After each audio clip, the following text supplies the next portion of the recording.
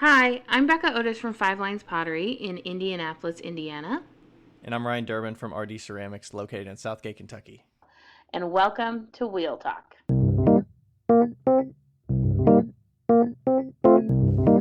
Hey guys, we've loved answering all of your questions so far. If you'd like to hear your question on the podcast, please send them to us on Instagram at Wheel Talk Podcast or by email to wheeltalkpodcast@gmail.com. Thanks. I texted Erica and I was like, it's confirmed, we're the same human. That's great. When I saw the taco pictures, I was like, oh, that's it. We are Tacos. one. That makes it. Plus, she likes to make food, so. Yep. Well, hello, everybody. We are... Hi, we're live. La, la, la, la, la, la, la, live. That was new. Yeah. I mean, you were talking about tacos when we started. You didn't even, wait for it. I didn't. That's all right. I want everybody Mix to it know up. that me and Erica Kilroy are the same human. She just lives in Kentucky. She lives in Ohio, but okay. Well, she just lives in Ohio. To be fair. Yes. To be fair. You are very close to Ohio, and you live in Kentucky. Yes. Nearly a rock's throw. Nearly. Yes. It's been a while since we chatted last. I don't remember. It's been at least, it feels like a couple weeks, right? Oh, yeah. You went on that trip with your parents, and Yes. how was Vacation. Vacation with my mom and dad and my grandfather. that? It was Yes. a baseball trip, and Rachel was there too, obviously. It was a baseball trip. Mm-hmm. So we drove up to Chicago to see the White Sox play, which is one of the two professional teams there, the Cubs and the White Sox. The White Sox stadium we've been to before. I probably hadn't been since I was about 12, which makes me sad because I'm like, oh, I was probably 10 or 12, and then I'm like, how long ago was that? Oh, that was more than 15 years ago, or about 15 years. I can't even fucking count. What is that? That was 20 years ago, Almost Ryan. 20 years ago. And I'm like, holy shit. Yeah. So we went to the White Sox, went to a White Sox game. It rained a lot, got delayed, but it was good. And then we went to Milwaukee, Wisconsin. We hadn't been to the Brewer Stadium before. Nice. That was a really nice stadium. And for those that don't know, my family likes to go see most of the baseball stadiums. We're trying to hit all of them. Yeah, I was going to say that you have like a map on your wall. Yes. Yeah. Oh, yeah, that reminds me we need to add a couple more to the thing. Yeah. Or at least one more. So I think not Rachel and I, but I've probably seen the most of all of us in the family because Rachel and I have gone to, over to California and some other places that we've seen a couple without them. Right. So I think there's 30 teams. I think I've seen all but 6 maybe. What are the ones that you haven't seen? I have not seen the New York Mets, the Seattle Mariners. I feel like there's one. Been to Colorado. Rockies? I have not been to. What'd you say? You've been to the Rockies? Yeah. Yeah, I've been to the Colorado Rockies. There's a couple in Texas. I had not been to Houston. Okay. I've not been to the Texas Rangers. And Have you been to all like of the LA ones? yeah, LA Dodgers we went to last 3 years ago, maybe 4 years ago. Yeah, I went to San Francisco Giants. Angels? Went to Oakland Athletics. Went to San Diego Padres. Angels? Yep, LA Angels. We went to that. Okay. That was a big baseball trip. My family went on that one too. Okay. Yeah. Well, Now I'm I so need to- bummed that you know what, Now I need to look it up. one of my biggest I guess regrets or bummer moments is that I lived in Seattle for 8 years and I knew you for most of those years and you never came. We could have gone to a Mariners game. Yeah. Maybe one day we'll go on a trip to Washington together. Yeah, I mean, Rachel's never been to Seattle, so Yeah. we definitely need to hit that. I'm looking at the map. Okay, so yeah, Seattle, Texas Rangers, Houston Astros. Mm-hmm. Last year we went to Kansas City. Went to Minnesota. We've been there. I have not been to the new Atlanta Braves Stadium. I went as a kid to the old Braves Stadium, so I Okay. guess that's technically one that I haven't been to. Okay. Yeah, that's the last one. So, 1, 2, 3, 4. 4 of them. Wow, wow, wow. Yeah. I don't. Now I'm looking at the map. I don't think it's 30 teams. I think it's fewer than that. I don't know. I feel like I should know this, but Are you just hitting like the? Are you hitting MLB general or like are you hitting the American just League the versus? just the all major league ballparks. Okay. Okay. Cool. Yeah. For those who Yep. don't know, they're split up into 2 different leagues. Yeah, there's the American League and the National League. Yeah. Yep. And a lot of them have built new ballparks in the since I was a kid 20 years ago Yeah. and went to a lot of them. Like, the Braves have built a new stadium in the last 4 years. The Mariners built And a a new lot of stadium. these teams have built new ones. Arizona built a new one, I think. Yeah, the Kingdome was the Mariners back when I was a kid, and then they changed it to Safeco Field. Now I think it's T-Mobile that owns it. Yeah, all the stadiums now are all these big, the big contracts for the naming the field. So they all change names. Like none of them have the, even. Like the original was the Kingdome, and that was it. And and then they tore it down for some reason, and now they have. But the Seattle Stadium, I think, was one of the first ones with the retractable roof. Mm-hmm. And because it rains so much, they were like, "Fuck Right. you." Those are pretty cool. The Brewers have one too. When it's closed, it looks kind of like a shell, Yeah, like a fan shell. I don't know what those are called, but it's crazy. It's insane that something that large can just.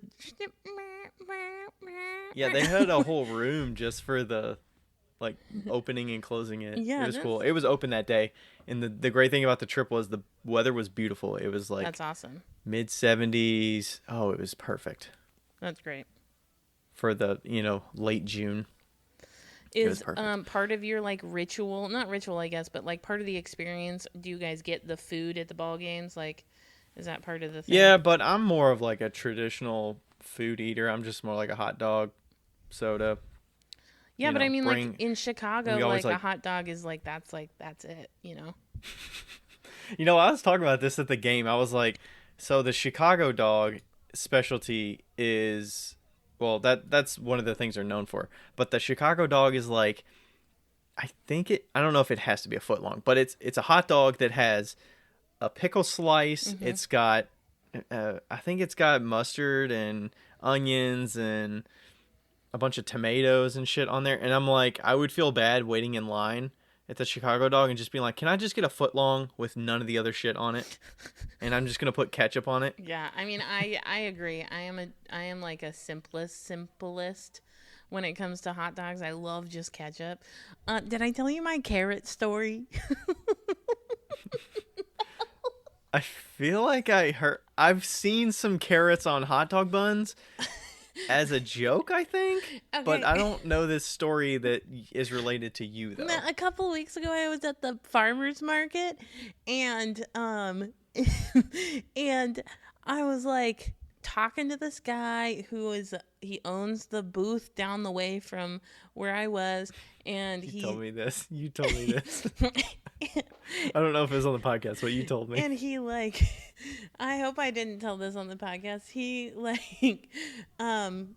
he was a vegan, and they do whole foods, so vegan whole foods, but they don't do fake meat. When you have a brat, it's a carrot and it's boiled and so on and so forth. And I was like, oh, that sounds really good. To me, actually, that does not sound bad. A carrot in a piece of bread, if you seasoned it right, making it all smoky or whatever. And so he's like, oh, I'll have my partner bring you up. And I was like, no, it's fine. I'd rather just trade another day. And then his partner comes up and she hands me this, this hot dog carrot thing. And she goes, I didn't know how you liked your hot dog, so I just put what I put on mine. And like, I would not consider myself an overly picky eater, but there are definitely like moments where I am specific about my foods, and hot dogs tend to be one of them. But all the time, mustard is out of the question. And that's like the traditionalist hot dog. I guess if you're an adult, that's like the traditionalist thing is mustard on hot dog. But I'm like, I just love ketchup so much better, and I don't even I hate mustard. So like I fucking hate mustard. Like it is at the top of the list, top of the no eat list. That is it. That's it. Like if you put some like mustard seed in something, fine. But like I had mustard on my sleeve one time in college and I could smell it all day and it was the worst day of my life. And and so she hands me this hot dog and it's got like mustard all over it and onions. It's not a hot dog, it's a carrot dog. A carrot, and it's got like mustard and onions and pickles and all the things. And so I had to like eat it in front of her to be like, oh wow, this is really good. So I like eat a bite, and it's like whatever, you know, it kind of tastes horrid, but like that's because of the mustard, not because of the carrot. And then I was like, wow, this is really good. And then I set it down and she left and I threw it away. I would not normally ever do that. I tried to like clean the carrot off and eat it and I was like, this is fucking disgusting. Like I can't do it. Well, the thing with the carrot, I'm sure you kind of need something extra, right? You can't. You're not just gonna eat the carrot with the right? the bun. Like, but would ketchup have made it better for you? Yeah, I guess. I don't know. I think there was ketchup on that there. just doesn't sound good. I don't know any topping on top of a carrot that would sound like. Do you know what would be good with a carrot? Okay, this is my ideal carrot dog. Okay, carrot doggy. Okay, so, what you're gonna do is you're going to soak the carrot in some sort of like marinade and then put some mesquite seasoning all over it, you know, and then grill it up. Like a dry rub? Yeah, like a mesquite dry rub. Grill it up. And then you put some cream cheese, some sriracha. Fuck yeah. That would be delicious as shit. But that was not... I was just thinking of it. I'm like... I'm thinking of like cooking carrots, and usually it's like a sweetened thing, like brown sugar and something like that. But I'm like, I mean, what if maybe if like, I'm trying to think of something like pretzel, like a pretzel bun that's got like cinnamon sugar. I think you need to make the carrot savory. Okay. I just don't associate savory with carrot, but I know, it can be done. Okay. Just like how you can make a sweet potato savory, but you don't like sweet potatoes, so. I mean, I do. They're not bad. I thought you didn't like sweet potatoes. No, I do. Oh, okay. That's somebody else. I mean, we don't cook them that much because they're not the easiest to like get crispy-ish. Yeah. They're always like flabby and stuff. Flabby. Like if I pick it up, it's just gonna. By the way, we should probably warn you guys 13 minutes in that this is going to be kind of an off-the-cuff episode, but we're still going to talk about pottery stuff. We're just going to be... It's a Q&A episode. It's a Q&A episode. As Becca would say, it's a shoot the shit episode. A shoot the shit episode, which are my favorite. So yes, the trip was good overall. It was easier doing stuff with my grandfather than I thought it was going to be. Oh, good. I was going to ask about that. And then we were all in one car, which made it a little tougher because there was 5 of us in one car. Yeah. And it was a little tight, but because Grandpa, he can walk and he's mobile and all the things. He can't. Yeah. He can barely hear. He can't hear that well. He can't walk like that far. Yeah. So, like, we're not just gonna go on a stroll downtown and walk. Right, for sure. 5 blocks. Yeah. So we had to be cautious of like what we did. But it didn't limit us that much with what we ended up doing. For one, it like rained some. And we were there on certain days that certain places were closed, like Monday, Tuesday. A lot of places are closed. So yeah. But it was good. Like It was chill. Milwaukee, I like Milwaukee nice better than I thought I was going to. Yeah. Good. It's pretty nice. Yeah, it's too bad And then that Rachel and Andrew I, wasn't there when you were there. yeah, he's been in California forever, I think. Yeah, but he's coming back. Yeah. Well, don't they live in Madison now? I don't think they Yeah, live in they Milwaukee, moved. right? Okay. Yeah. Yeah. So overall, pretty good. I think we'll make another trip to Milwaukee in the future. It was pretty cool. Plenty more to see there. Yeah. And then Rachel and I hit a couple. We always hit tiki bars, so Rachel I saw those. had a couple new tiki bars on the list. The one in Wisconsin, pretty good. It's called Nice. Foundation. Nice. It was like in a neighborhood. It looked like a dive bar from the outside. It didn't look tiki at all. And then you walk in and it's tiki. And it was probably like one of the best decorated ones, as well as the quality of the drink with the price of the drink. Like most of their drinks were like $10 or $11. Nice. And if you're in tiki bars, most of them are going to be like 13. 11 baseline Yeah. up to like maybe 10, but like the highest price drink that they had of like good medium range drinks was probably like no more than $12. Nice. I mean, they had some like $14 ones, but those are like fancier ones. But Yeah. they had a good selection. And then we went to the like really famous one in Chicago called Three Dots and a Dash, which is the name of a tiki drink, but it was like downtown Chicago. Pretty good. Nice. That's kind of like the Inferno room here, where it doesn't look like absolutely anything on the outside. Yeah, that's kind of the intention a little bit, because they kind of want to seem like speakeasy-ish, where Yeah. it's like not well known. They're not going to have a bunch of neon on the outside or something to like draw you in. Right. It's more like you got to know it's there. Yeah. So, yeah. So, yeah, got back. Just been getting back into the groove of stuff in the studio other than the trip. So, you've got some new happenings going on. What's new over there? You've been busy. I have been busy. Busier than I'd like to be, actually.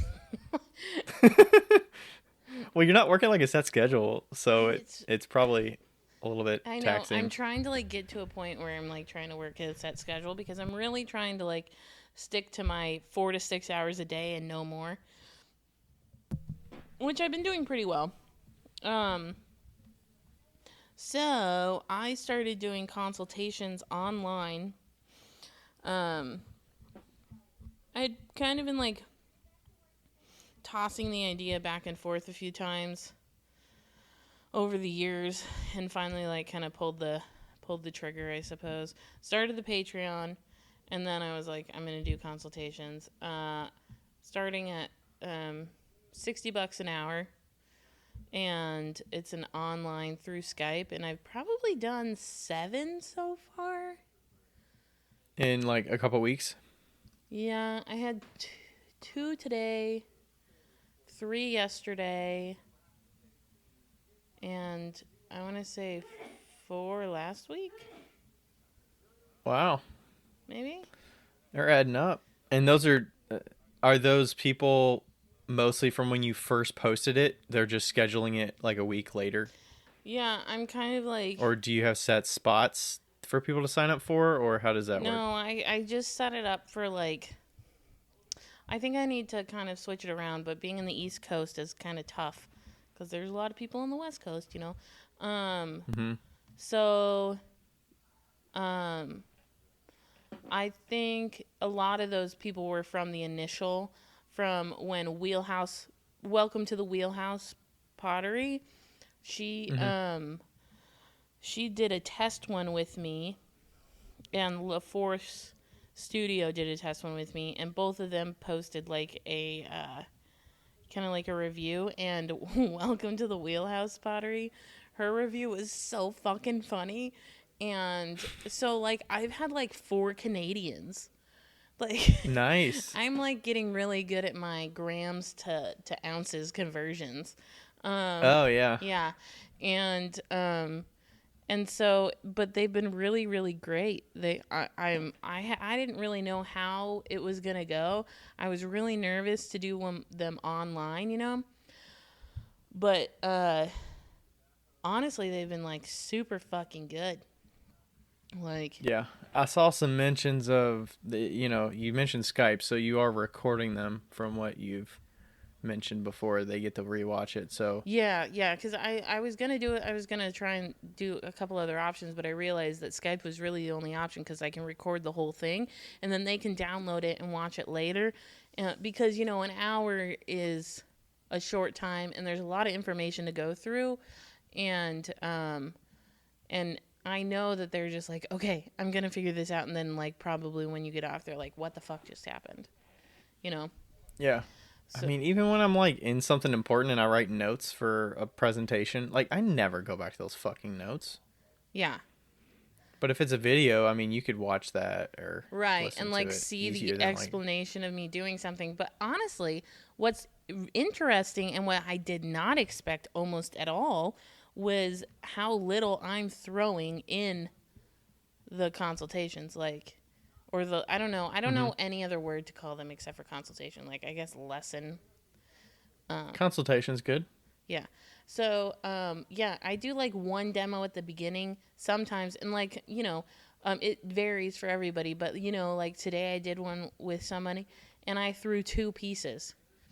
And, and then she threw 10.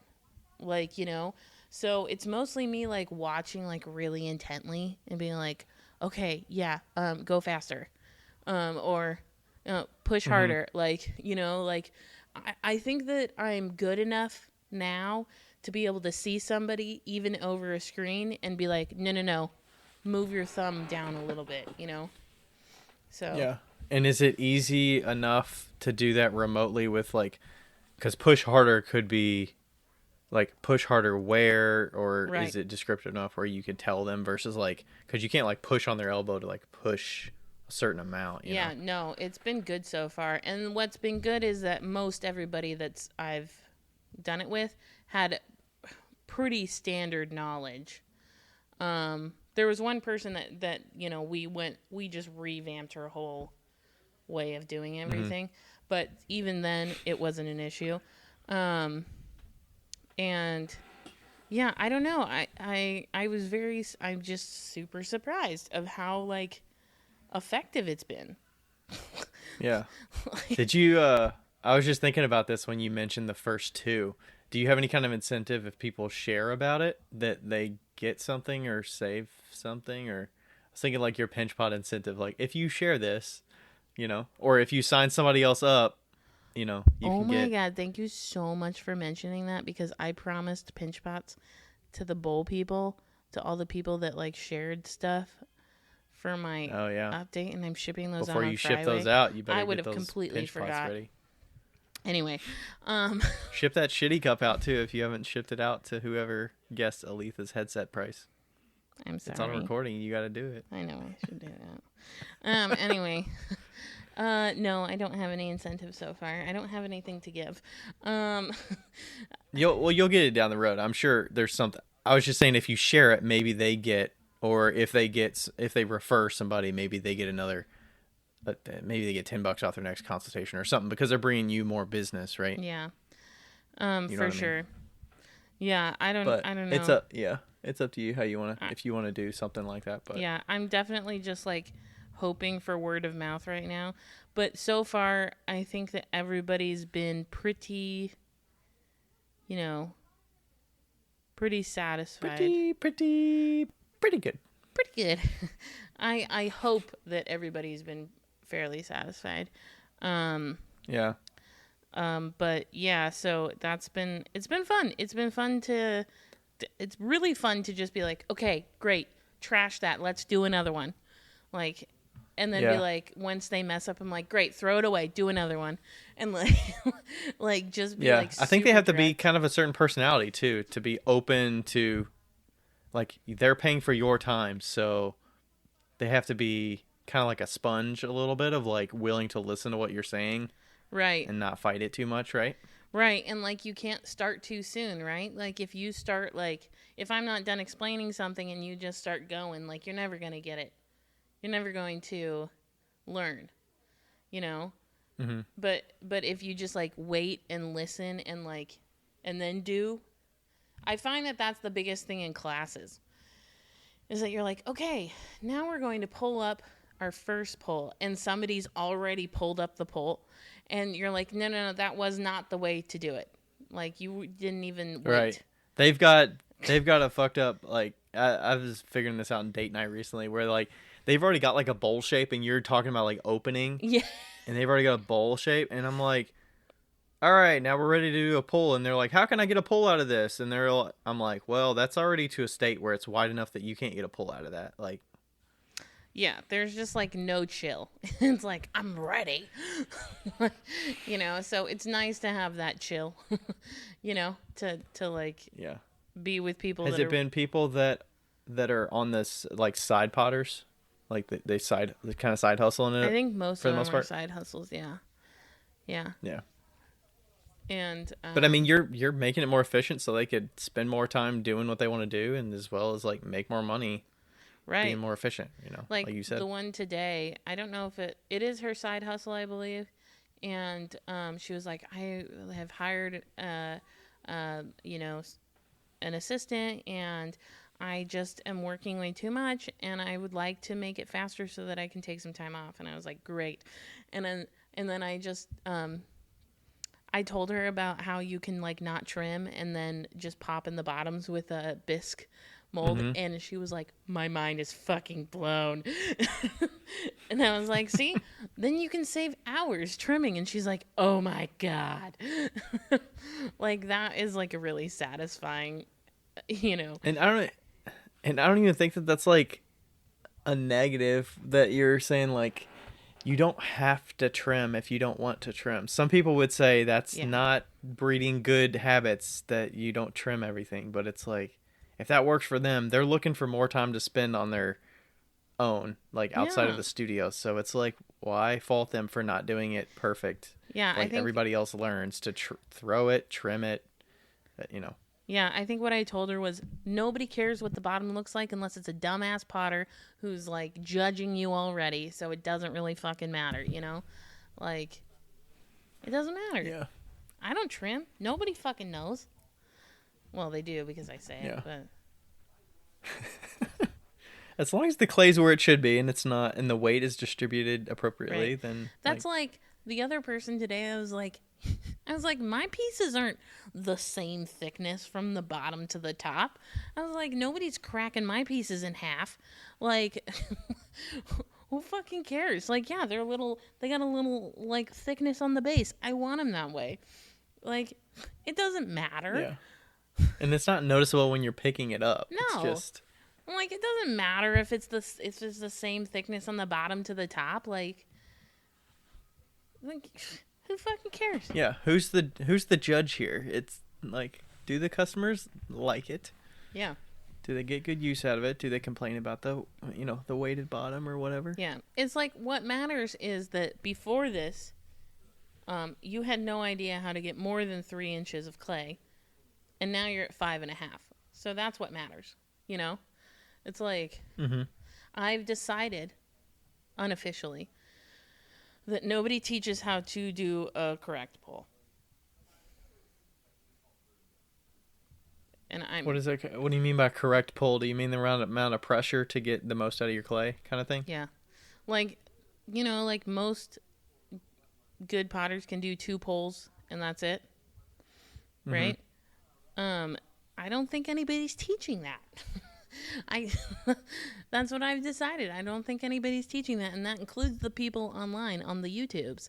I have yet to see it, because I've yet to find humans that are doing, like, a sufficient first and second pull. I just over this time, I'm over my 7 people. This is where I've concluded my data. Well, I think some of it is the videos online are tailored to the people that don't know how to throw a cylinder or something like that. So, yeah. So teaching them an aggressive pull, doesn't that take a lot of repetition to get to that stage? And would that be too much to teach somebody out of the gate? Ideally, you would like them to do it the right way out of the gate. But well, I think that instead of, like, are there a lot of videos for, like, intermediate? Here's how to make a cylinder as an intermediate potter. Yeah.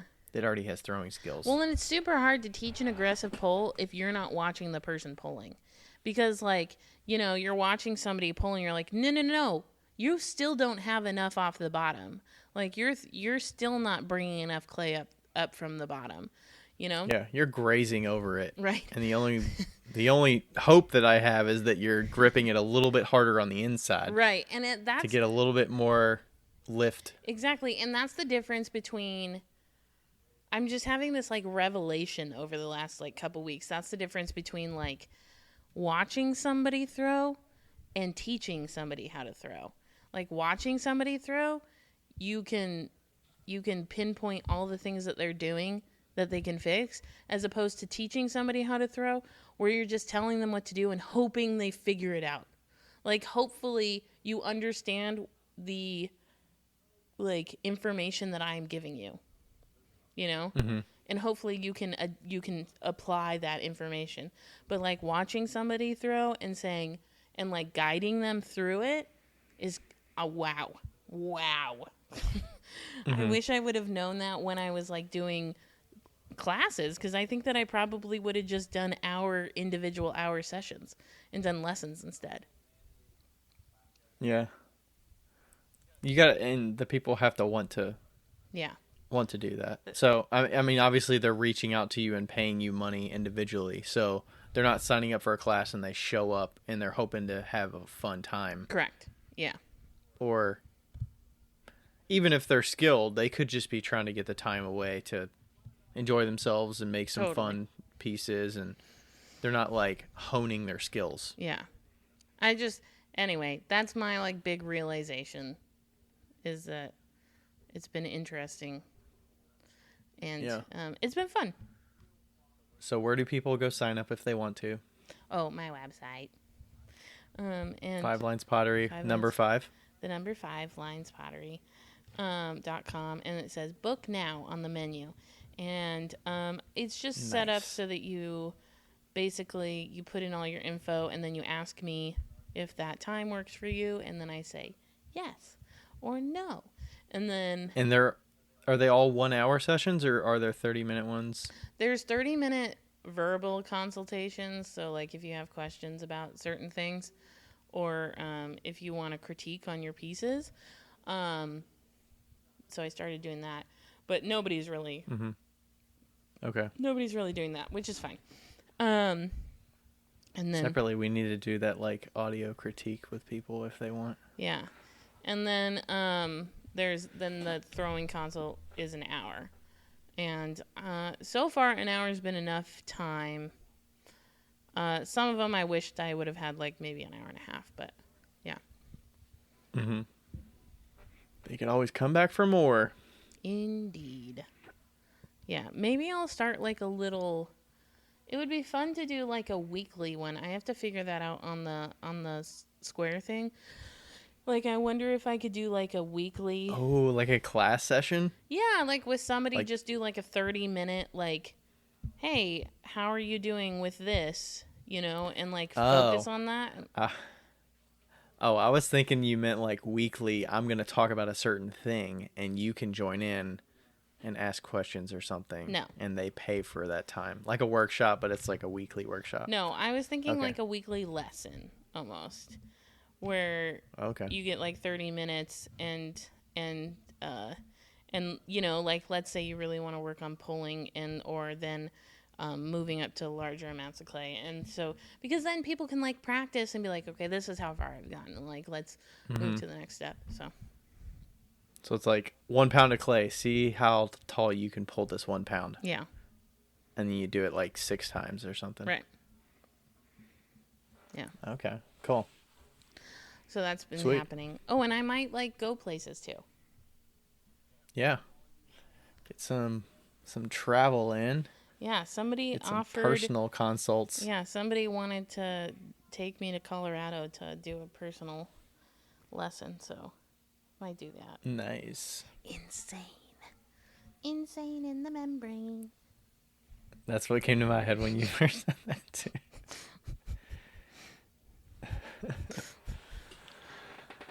All right. Do we want to get to some questions? I guess. Now that we are 34 minutes in. Sure.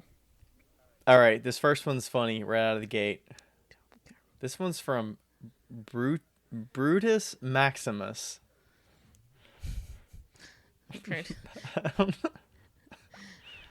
All right, so it says Becca always rags on a few of the popular pottery brands, and I'd like to hear the origin story as to why. Maybe this is too spicy of a question to get into on a show or further jeopardize your hopes of sponsorship, but it's something I haven't heard discussed so far. Jazz. Yeah. What is the origin story of this, Becca? Well, Is there an origin story? no, I don't know. I guess there is potentially, but I'm one of those type. Was there a bridge that got burned or something? No, I'm just like one of those type of people that if I decide that I don't like something, I won't give in. So like I'm also one of those people that like just if I like something, I'll always like that. So like when I was growing up, I always used these blue plates under the paper plates, but we also had red plates that were the same plates, but I always only used blue plates. Even though there was a red option, I could only use blue. Like that's the type of person I am. Wait, are you talking about the ones that you like snap the paper plates into so it's like I mean, plastic? technically yes, but no. My mom says that they were just cheap plates that she found. And we put paper plates on top. And we kept them under the sink. Oh, okay. Anyway, so like that's the type of person I am. So like when I decide that I don't like a company, there's like nothing that will break me. So like even if there's Is it a whole company though, or is it certain tools and then you associate it with that company? So you're like that company. It might be certain tools. So like the reason that I don't like I'm not gonna say the name. I will. Whatever. It doesn't fucking matter. The reason that I'm like not a huge fan of diamond core is because they're so goddamn expensive, and because they get them made in China.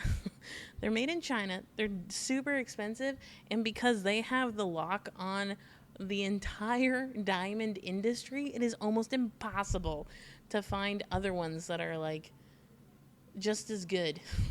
And it's You mean the sanding pad? yeah, like way? the sanding pads. I've never used their carving tools, so that's not something that I would even care about. Okay. And I don't necessarily have any problem with Diamond Core as a brand. Like they're fine, I'm sure. They're nice people. Yeah, the interactions I've had with like, them. They also like support me and send me free stuff. Right. So. I am sure they're wonderful. But I would also say the same thing if they were good. If they,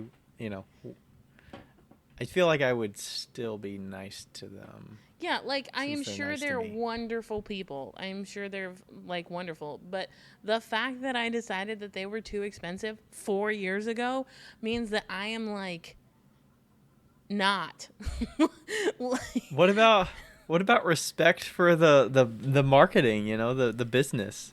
It's great. I don't know. That they've built this brand and such to a point that people can pay for it, supply and demand. No, right? That's great. I'm just upset that I can't find 3M sanding discs that like you could 4 years ago. Like that's my thing. It's like there's no room for anybody else in the market, and that's the problem I have. Like I don't want to pay $30 for a sanding disc. Like I did just find sanding discs on Amazon for $20, and they're 800 grit, and they don't have resin in them, and it took me forever to find, but I found them. And nice. Like I'm serious, and I was like, I'm gonna have to break it and start buying Diamond Core. So what's your next brand? What are the other ones? Is it just tools that you don't?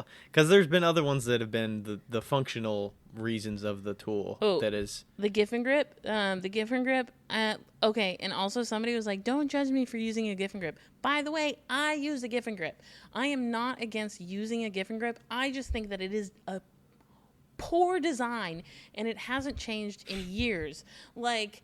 We talked about this at the beginning of an episode for like 20 minutes. Yeah, it's just a poor design, and it could be, like, like, why hasn't anybody come up with a different alternative that's better? Like, I can't... It seems like competition would push that forward, right? Right, and, like, it's just, it could be better. It could be better, and because nobody else is fighting it, there's no need to. So that's my issue with Giffen grip. By the way, I still own one. Amico Amico underglazes. I'm not a fan of Amico underglazes. I do like them, but same thing. I think they're too expensive. The fact that they're priced differently for the different pigments that they are is, yeah, like I understand it because paint does that as well, but also, like, you know, you're paying $7 for a 2-ounce container as opposed to $3 for a 2-ounce container with Mako, and like, but you know, I know people that will only use Amico, especially if they're doing Sgraffito. So it, like, I don't do Sgraffito, so it's not, Yeah. you know, so I'm not gonna like say just for what I like. It's very specific for the use Yeah, case, for sure. for what I like. So, and that's why I say, like, you can always have your own opinion. These are just mine. These are just mine. I'm a very opinionated human. I don't know what to tell you. I feel like I put myself out with a little target on my head when I say these things, but yeah. It's your opinion. You're entitled to an opinion. Yeah, I mean, like, and you can share your honest feedback of what you've had when you've experienced using them. Yeah. And I mean, like, I'm a big believer in good design, regardless of whether that be your business model, your product, your marketing. And I mean, honestly, the best way to judge something is by actually using it and the function of it and stuff. Right. I mean, the Diamond Core, the price thing is a little bit like, you know. Right. Have you used it to judge if the price is worth it? Oh, yeah, I have Diamond Core stuff. I think you have used it. I have Diamond Core stuff. Yeah. Like, I've used it. It's just as good as the stuff that you can find for like those Diamond Core discs that are $50. You can find those on Amazon for $15 from a United States company. You know, like, well, they're United States too, but like they're made in the United States or what have you, something like that, like a marble company. And so, not that I don't really care about United States made or whatever, but like my best friend exports from China, so. Hi, so I thought I would interject here a little bit, just because I'm not making much sense right now, but I do want to say that all diamond sanding pads are actually made in China. There's no competition there. Like, nobody's manufacturing diamond pads, from what I know, in the United States. I could be wrong, I suppose. I'm okay with that. But, so I guess what I was saying there is that there's no difference from Diamond Core versus like somebody you find Googling. I found that it's easiest to find it on Amazon, and then if you want to buy it from that company directly, you can like move. But Amazon makes it easier to like search for stuff. So yes. Anyway, I wanted to say that. Also, I also wanted to say that if you are looking for a cheaper sanding product, Kentucky Mudworks has them on their website, and they're $26, I believe. So, and they're 3M. They're made in California, or, well, 3M's in California. So, anyway, okay, bye. What the fuck? Walking contradiction right here. But yeah, I mean, like, I've used Diamond Core, and the straight facts is that they have a very similar product to a lot of other places, and they're I think that's why they spread their wings very wide. Yeah. For the offerings they have. I mean, they used to be a sanding pad and a carving tool. Now they've got the carving tools, they got the trimming tools, they've got the handle making tools, they've got the Dremel sanding things. Right. They've got plenty of things to hit different parts of the market. For sure. And they have, let's see. What was I going to say? Oh, the Sticky Bat. I think the Sticky Bat is a really good. Ooh. Yeah, that's good. That's a really good product. About that. But I do wish it was bigger. Like, I don't. Yeah, I bought an 8-inch one back like 3 years ago.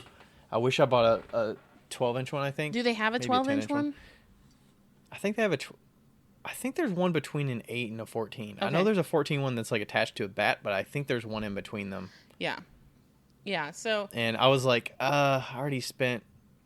I also bought like a grinding disc and a carving tool and stuff, so I was up there at that purchase, so I didn't get the next size up sticky bat. But Yeah. I mean, like, I use a foam bat let's now. be honest. Sticky bat's good. Let's be honest. If Diamond Core was like, hey, do you want free product? And, like, do you want to promote us? It would be really hard for me to say no. Because, like, really Honestly, you're to this stage now with your sanding process. You could probably. I know, but I've already dug my grave. Like. But you could dig yourself out. It's a redemption story, Becca. I don't know. And then you would be like, you know what? I swore them off for the price, but after using them for a period of time. I can't do that. That's a lie. That's a lie. I couldn't do that. I don't think I could do that. You couldn't legitimize the price if you used them for a long time and you actually tested how long they No, because I've lasted seen them wear down just like mine. Like, I've seen Isaac's shoes worn completely to the nubs. That's just what happens. But isn't that the best recommendation, that it's a truthful recommendation about this product that you use? You can say, I got it for free. Yeah. But these are the drawbacks of it. Yeah, well, that's not even a drawback. It's just that's the way that diamond sanding works. The smaller the particle, the longevity of it, yeah. The smaller the particle, the faster they wear out. Like, that's just the way it works. They're not any different. They're not any different from any other brand on the market, unless it has resin in it. You know, unless it's a resin bonded diamond dust, which I won't buy because those wear down in like 2 seconds. But yeah. So I don't know. I don't know. I know that it's illogical. I know that it's like completely. I know that like. No, it's not illogical. You just have reasons why. It would be worse if you just said, I had this one interaction with somebody this one time and I swear them off and I never associate with them ever again. I'm sure they're very friendly. They're very friendly humans. I'm not talking about just Diamond Core. I'm talking about any of the... Oh, I no. mean, at least you're judging them based on the merit of the tools that you've used. Yeah, you know? I mean, like, and honestly, like, Amico, like... their sales rep is super freaking nice. And, like... Yeah, I've never used their clay. I haven't heard good things about it, but I've never used it. So they're not known for clay though. They're known for like wheels and underglazes. Yeah, and like a Brent wheel, I would buy a Brent before I'd buy almost any other wheel except for a Soldner. So like Soldner, yeah. You know, like meh, and they're glazes that run and shit like that. Obviously, they're gonna be good. Like, it's fucking Amico. Like, yeah. I just don't like the price. They're fire orange. Wow. Like, wow. I would buy that. You know? I'd pay the money for that color because it's fucking amazing, that, like, fire orange underglaze. Wow. Yeah. It's just, I'm like I said, I'm just that type of person that, like, I've never eaten a Big Mac. I've never eaten a hamburger from McDonald's, and I never will. Really? Yeah. Is it just principle at this point? Yeah. That's like my brother's never had a peanut butter and jelly sandwich, and I think he just swears off not wanting it because he's never had it. Yeah, it is just principle at this point. Like, if I went back on it, I don't know. I think I'd like... Big Macs are good. I mean, chuck the pickle off there, but Big Macs are good. Monster. Yeah, I'm sure they're delicious. Somebody just told me they tasted like cardboard when I was a kid, and I've never had one. So... Love Wendy's though. I mean what's the Wendy's the Dave special or something like that? I get the $5. Or you're talking about just like the double cheeseburger or something. Well, they call it something. I've never had a double stack. Is that what they call double it? Stack. I've never had a hamburger from McDonald's. I've had chicken. I've had the chicken nuggets. The hamburgers are better than. Well, I thought you were gonna say McChicken. Okay. No, I like the cheeseburger better than the McChicken. In fact, the chicken nuggets were my favorite meal growing up. Like, that's what I got for my birthday every single year because my mom never let us go to McDonald's. So I'd always get a 10-piece chicken nuggets, and that was my birthday. Balling out with a 10-piece. Yeah, birthday lunch. Oh, yeah. Yeah. So that's the reason why. There's no, like, base in superior logic or anything like that, but it's just your personality. It's just my personality. We love you for it. Some people love you for it, some people hate you for it. Hey, it's who you are. You know, when I saw something I saw my brother sent me a picture today, and it said this is really great, and I feel like this is what applicable in this particular situation. It says, everyone brings joy to this office, some when they enter and some when they leave. And that's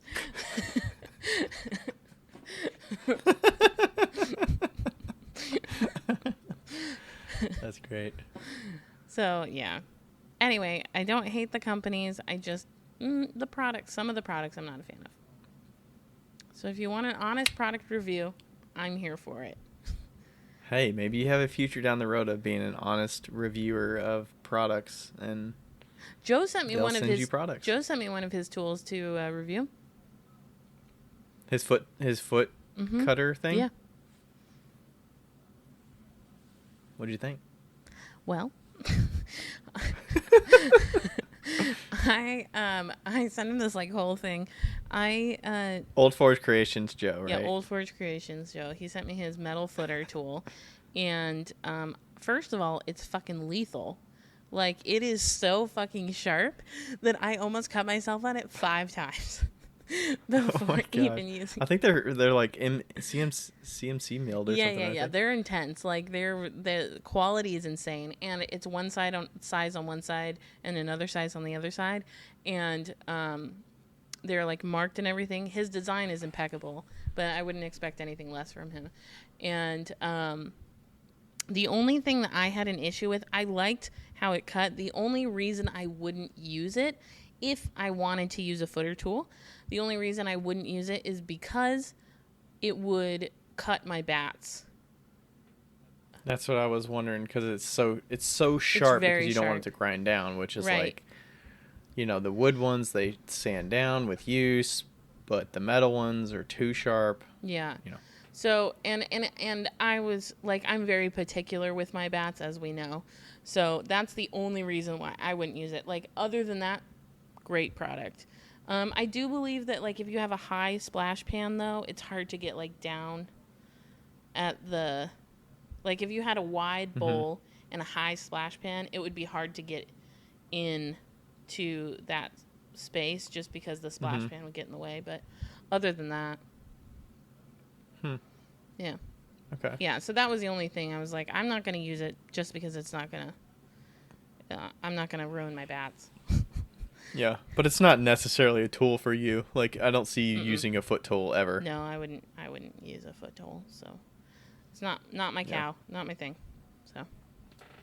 All right, next question. Is it one for you? Because I feel like I've been talking for a long time. Okay. Yeah, do you want to read 2 down from that? I don't really have a, do you want to answer that We're one? We're going to ask it. Do you have any pottery rivals? I don't. No, because I make basic bitch pots. Pottery rival. I don't know about rivals. Is this somebody you like poke? Is there anybody that you like poke fun with? Like, give them shit? Isaac Shue. Isaac Shue. Isaac Shue's like my brother, and I will talk trash to him until the end of my life. I don't know if yeah, I mean, I don't have rivalries with anybody. I mean, yeah, I feel like I'm friendly with everybody, honestly. Is there anybody that you like, that you're like jealous of? That you like look at their pots and you're like, oh, damn. You know, like in a good way. You're like, fuck, that's fucking amazing. I mean, business-wise, obviously Kurt. Yeah. But I feel like we're like good friends at this point that I can talk shit with him a little bit and it's fun. Yeah. And he'll like give it back a little bit.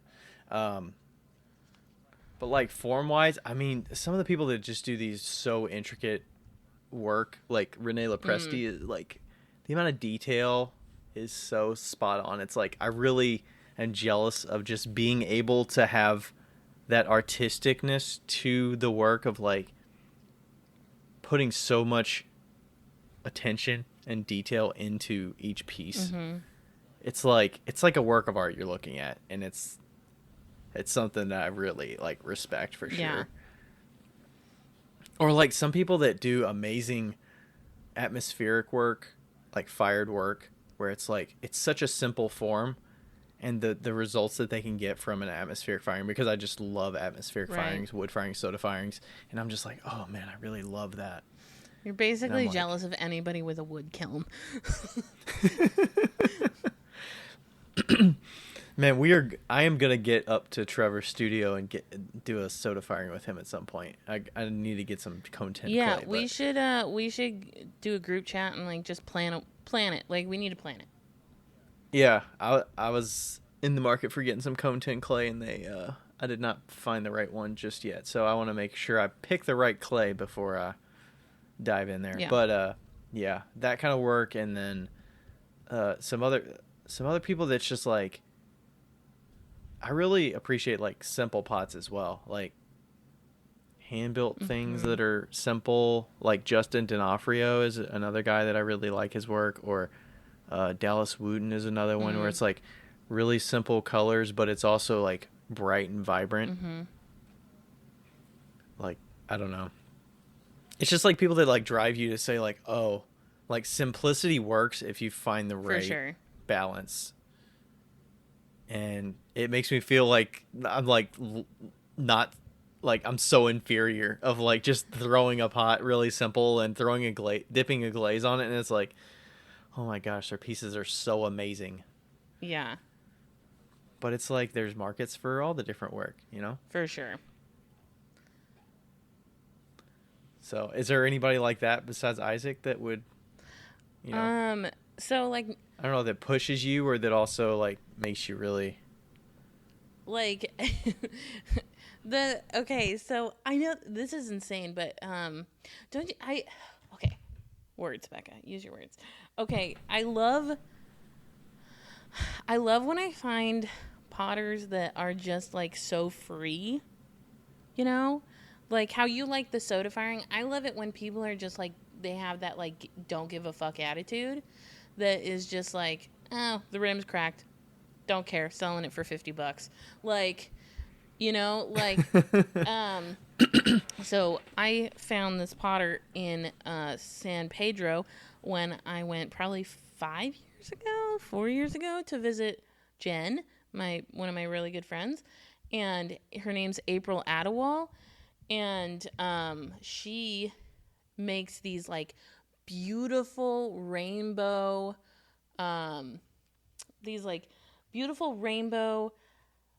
organically thrown pieces, and some like hand-built pieces, and they are fucking gorgeous. Like just like the way she does it is like, yeah.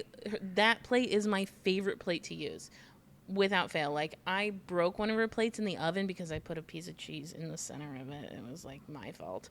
And I almost cried. Like, it's just so pretty. And like the plate that I had a little crack in the corner, and I told her, I was like, I just love how you just don't give a fuck that there's like a tiny little crack. And she's like, yeah, it just doesn't bother me. And I'm like, I fucking love that. So that's yeah, it's not like you're intentionally doing it to get cracks, but it's like if you get a crack, it's not like you're gonna shatter it. Right, and with her some people, pieces, I get it, they shatter stuff. Right, and with her pieces, it works. It's inferior, but like it's part of it, you know. It's like part of the piece. So, yeah. If you want to look her up, it's that Adewall chick, Adewole. Definitely seeing people, like you mentioned, the freeness of like where it seems like they're making something completely abstract, but there has to be intentionality built into it, where it's like every single piece is a unique item. And I'm like, my brain just doesn't work that way. Like, it doesn't make sense to me that I would make one piece and spend so much time and make it so unique, where I'm not going to take a set of like 20 things and make them similar, so that for the business side of it, I can get information about what works and what doesn't work. Like, making each thing unique is like, oh my gosh, the options would drive me crazy, and I would never be able to decipher any data from that, because it's like every single piece is unique. But I don't know. Yeah. Nuts. Okay, if you had $1,000 sent to you, how would you spend it? Be honest. What will you use it for? Is it for pottery or just in general? I think it's just in general. I would probably put it in the bank account and save it. Oh, Bethany Kelly Art asked that last question, and Andy Mueller 92 asked this question. I would save it if I'm being honest. I would not spend it immediately. Mm-hmm.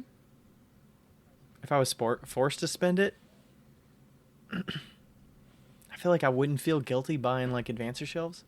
Oof. Yeah, for sure. I'd be like, yeah, I want to get this. Let's just buy it. Mm-hmm. I'd get an extruder. I really want an extruder right now. Really? For what? For handles for mugs, and I want to start doing like really small. I want to start doing more beads, and I think that would be nice. Mm-hmm. Yeah, I saw you mention the bead thing. But if it wasn't pottery related, I'd get my AC fixed in my car.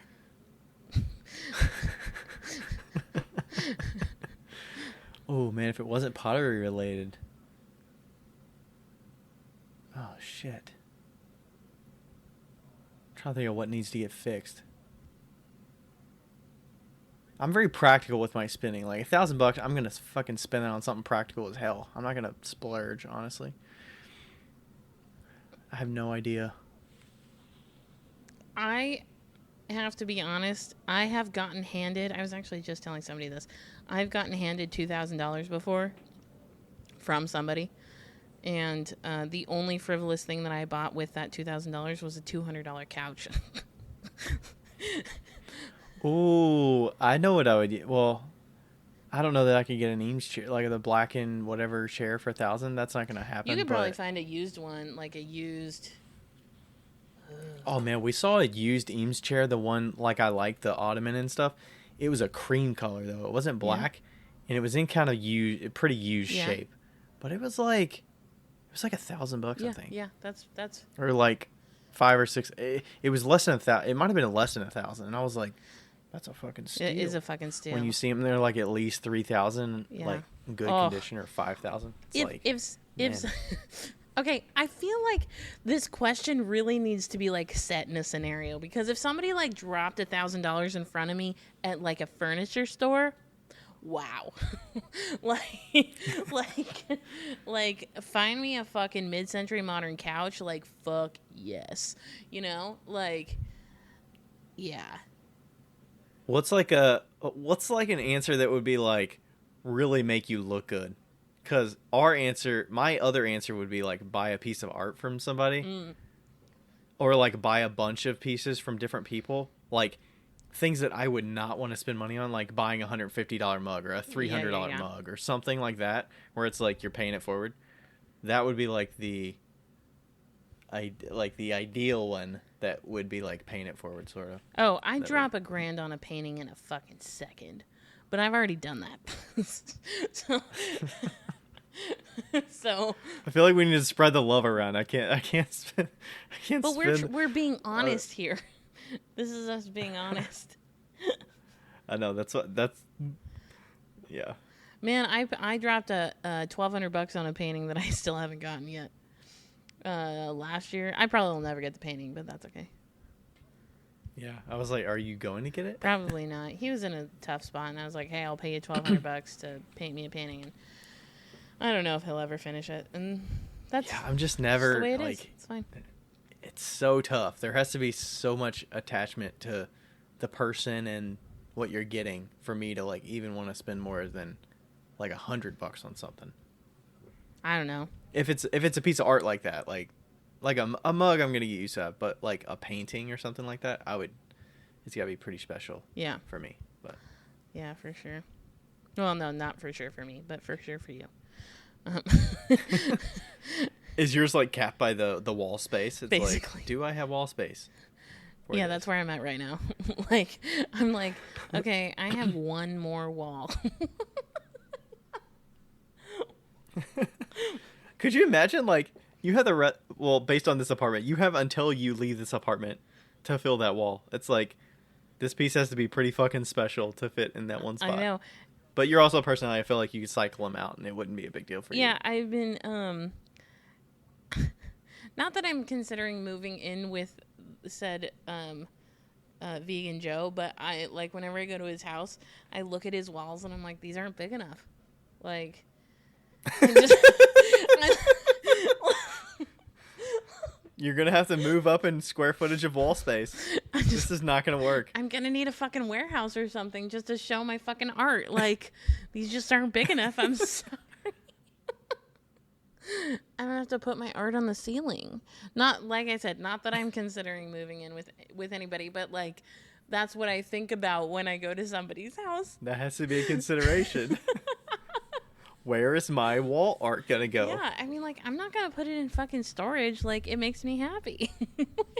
Yeah, you gotta enjoy. You gotta see it.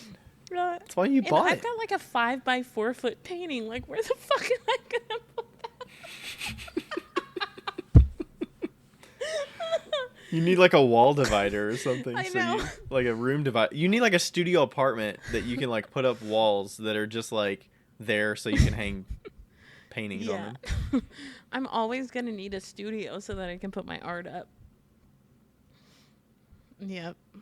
Not like a pottery studio. No. But like a 100% no. Wait, do you have any art in your studio? No. I have one piece of art in my studio. I am like purely Why not? I'm a functionalist when it comes to studios. Oh, okay. Yeah, so it's like, oh, also I was going to say that about the consulting thing. I brought my portable wheel home and there's clay in my apartment now and it's fucking annoying as shit. I find At least you have concrete floors. so That probably true. makes it a little bit better, I right? broke down and bought like a vacuum with a HEPA filter, like one of those hand ones, so that I can vacuum all the crummies up. Ugh, It is horrible. I'm ugh. You're like, it's invading my space. Yeah. Okay. Continue. Okay. So, what are your favorite bad movies? I have a lot, but good examples are Tremors and Roadhouse. This is Andy, Blacktooth Pottery. Oh man. Three Ninjas. Oh yeah. I don't know if it's bad. I mean, bad movie, I guess. Oh man, I feel like I'm gonna have to like think about this one though. Okay, we can come back to this I one. saw Roadhouse. I did not like Roadhouse. I thought it was I stupid. haven't seen Roadhouse. I feel like mine is the same one we were talking about with Erica, which is Invasion of the Body Snatchers. Mm-hmm. That's probably my favorite bad movie. Ooh, if we said bad shows though, I would say MacGyver. That's like the best. A-Team for me, for sure. I've never seen the A-Team. I mean, I don't really consider it a bad show, but it is definitely like a 70s, 80s. I guess it's 80s. Yeah. Oof. It's a little cringe when you look Little back at cringe. it. It's like, ooh, it does not hold Yeah. up. Ooh. I feel like we get spoiled these days with shows, though. I Like, lied. there's so much. My favorite bad show is The Prisoner. That's my favorite bad show. Your favorite bad show? Is The Prisoner. The Prisoner? Yeah, it's I don't know that show. like a 007 spoof in the 60s, and I told you about it, but they get like stuck in this city, and he gets like stuck in the city, and every episode he's trying to like escape from the city, and it's so bad, and it's so good. Yeah. Man, I just can't think on the spot of the... It's okay. We can come back if you think of it. You can come back. Yeah. I'm not good with like old bad movies. I can't remember that kind of stuff anyway, but Yeah, I mean, I had so many movies that I watched back in the day. It's like there's so many that I can't remember. yeah, But I'm sure there's definitely some. for sure. Okay, if you want to expand your portfolio or style without school, what would you recommend? Norwal and Clay. And these next three are Crow. kind of Yeah, related, Norwal and honestly. Can you read the next one, too? They're kind of...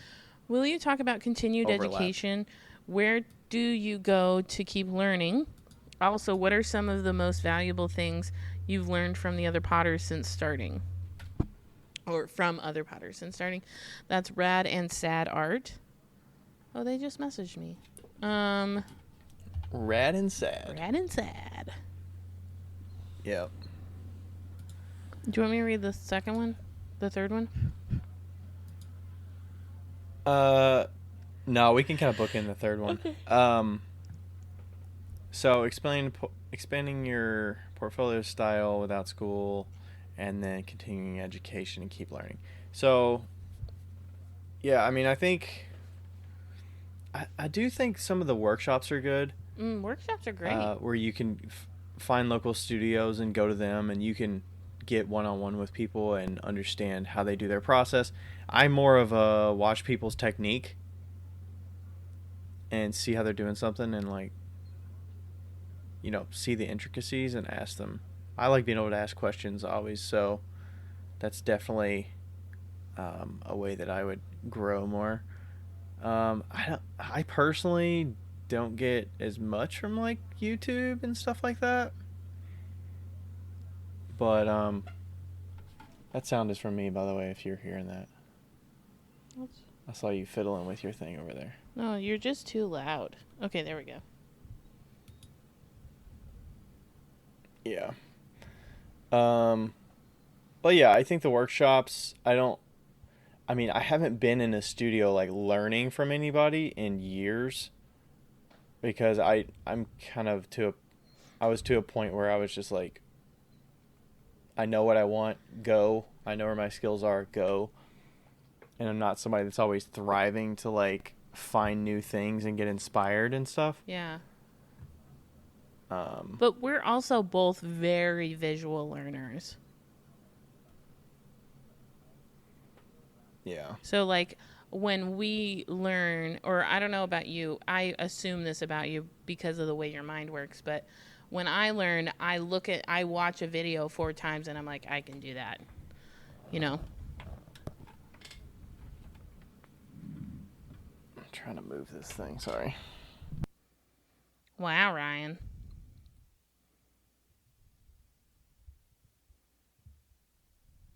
So unprofessional. So unprofessional. I was looking at my movies in the Plex. That's why I was distracted. Oh, and great. Good job, my thing was about Andy. to take off over here. Way to make Ryan get all distracted. Yeah. That's okay. I get distracted all the time. I mean, I think the one-on-one thing would be interesting though, because I don't know. It's just been so long since I've been in a class that it's like, this is what I'm getting out of it. But I think finding people that are close to you that you could do, a one-off, like I'm going to go figure out that soda firing and see what I can glean from that and have fun with it and do it for my own sake. So I'm not doing it with the intention of like, I'm going to sell this stuff. It's like, I just want to do it because it's fun. Right. And I miss that. Yeah. Part of it. So I think like figuring out what motivates you and like what you want to learn, and finding people that are really, really skilled in that thing that you want to learn, and go directly to them.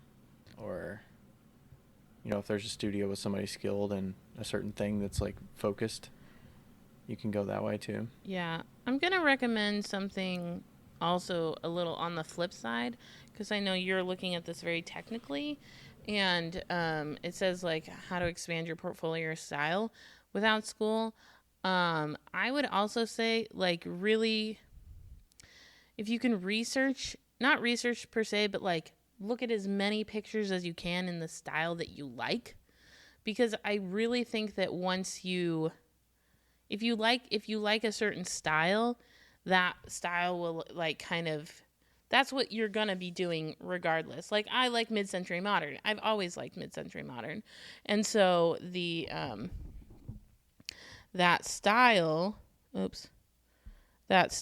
is, okay, stop it. Sorry. Okay. That style is what I generally gravitate towards in my style. So, I look at architecture. Like, I glean a lot from architecture and from the like Swiss design in the 40s, 50s, 60s, that kind of stuff. And so I think that the more you look at the stuff that you like, the type of stuff that you like, the more that you will secure your style. And also, it takes a lot of like repetition too. Like, if you're looking at a style, like if you know how to throw already and you're looking at like a more artistic style on top of your pieces, start drawing, start like painting, start doing things that will kind of like naturally get that style out that that like you don't care about, you know. That's my suggestion. Yeah. Yeah, plus it helps that you find one thing that you like and you try to replicate it. If you get a lot of different influences together from similar style, but also like they have some overlap, you can glean things from different resources. So you make it your own. Right. I don't know. I mean, have you seen benefit in trying to like replicate something? I personally have not tried that. I don't try to replicate. So I don't know how well. I mean, I did that in class for college when we had like, you have these 3 forms. Right. Make it look just like one of these 3 forms, which is really just testing your ability to do a certain technique of coil building or slab building or whatever. Without having to think about like what you want to do, you just make it look like that. Yeah, I think that like I'm really lucky in the sense of like my more fancy style. That is more my painting style, and that I have done since I was in college, you know. I've always gravitated towards like geometric, very line, very stark. And so I haven't really had to like develop that style as much. It's mostly that I've been having to develop technique, you know.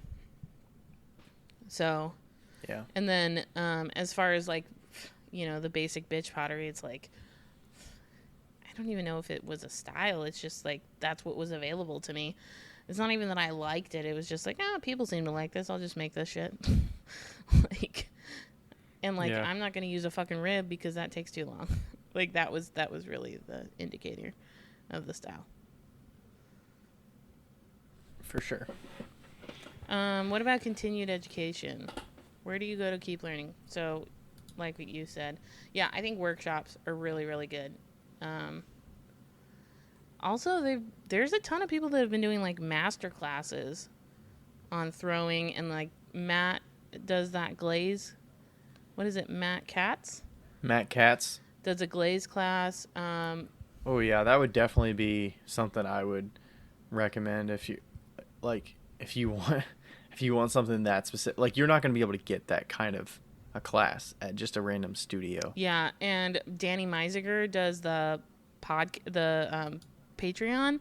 His Patreon is, from what I've heard, is fucking insane. Like really good. And let's see, I have a Patreon. It depends on how you learn too. If you're more of like a two-sided thing where like you need to see somebody do it and then you do it versus you just watch somebody and you learn it and then you're like, I'm going to go off on my own and figure this out after I leave here. Yeah.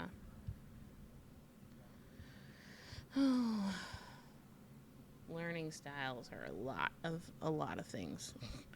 That's just a lot. Yeah.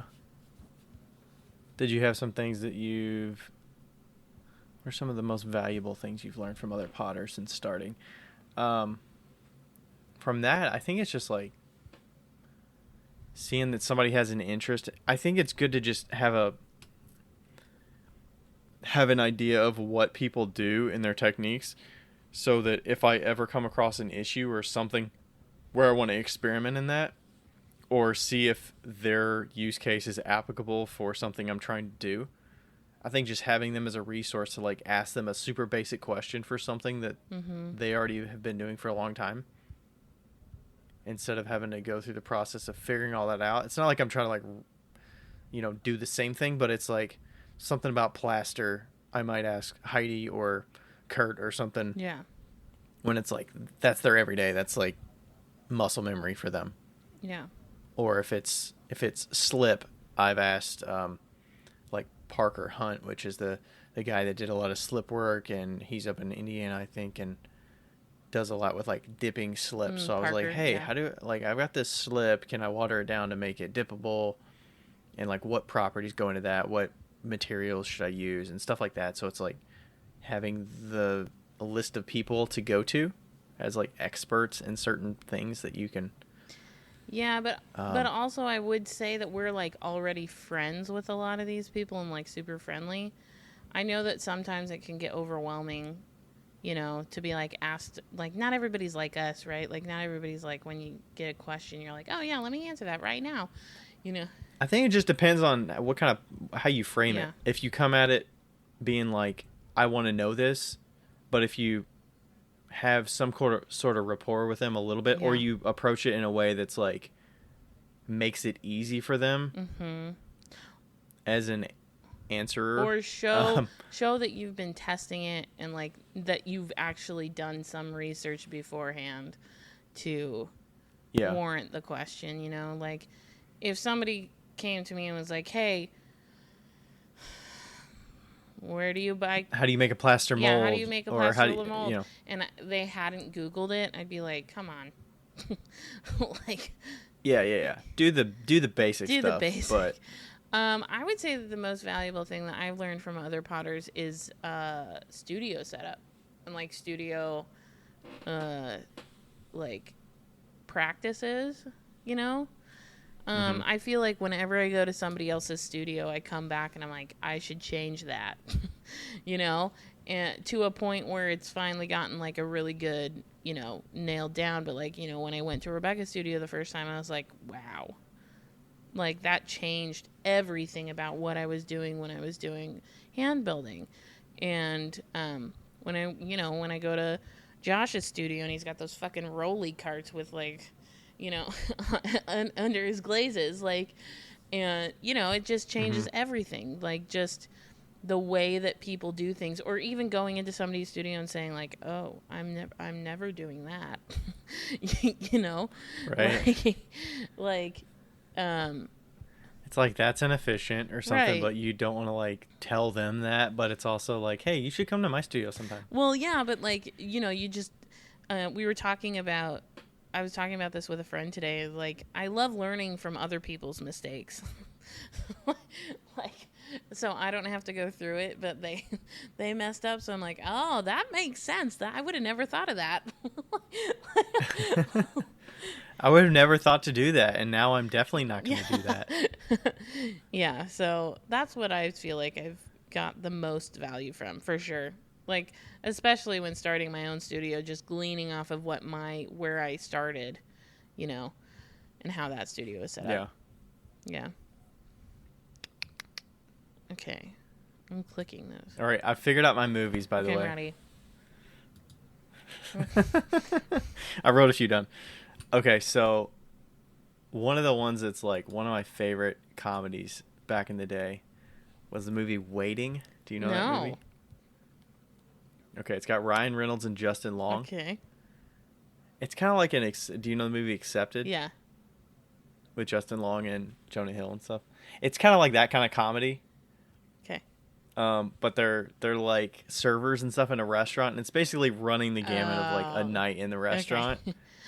And they just like fuck with each other, and they do like stupid stuff and ragging on each other. Oh, it's funny. Oh my god, I just thought of one that I really It's like an early 2000s movie, and Ryan Reynolds like personality is it's like kind of like deadpan. You kind of know Ryan Reynolds' comedy a little bit, where he's sort of deadpan. That one, like Super Troopers, is kind of in there. Super Troopers is actually not bad though. You know what I'm talking about? Yes. Where they're like cops and stuff. And then the other one was like 90s action movies, like Sylvester Stallone ones. Not like that. Not like First Blood, but like there's one called Cobra. Oh, yeah. Where he's like a cop and he's like a rough cop. I just thought of some, now that you've like opened up my mind and my universe, I just thought of like a whole array of movies that most people would consider bad movies, I feel like, and I fucking love them. I love indie movies, like indie comedies. So like Little Miss Sunshine, Sunshine Cleaning, King of California. Like those are like shitty movies with like low budgets, and they are just they just like in my soul. They have like intricacies to them where it's like they're filmed in a way where it's like they're trying to make it feel awkward. Yeah. but they like embrace the Yeah. awkward. Yeah, and one of my favorites is King of California. That's one of my favorite bad. Ooh, Yeah. and That was the one I watched a few weeks ago. Well, it's probably been a couple months ago now, but did you liked it, yeah? yeah, I watched it for the first time cuz I liked Michael Douglas and you recommended that one. I liked it. It was interesting. Yeah, it's just like It was a little slow obviously to get going, and then when it picked up it's like, okay.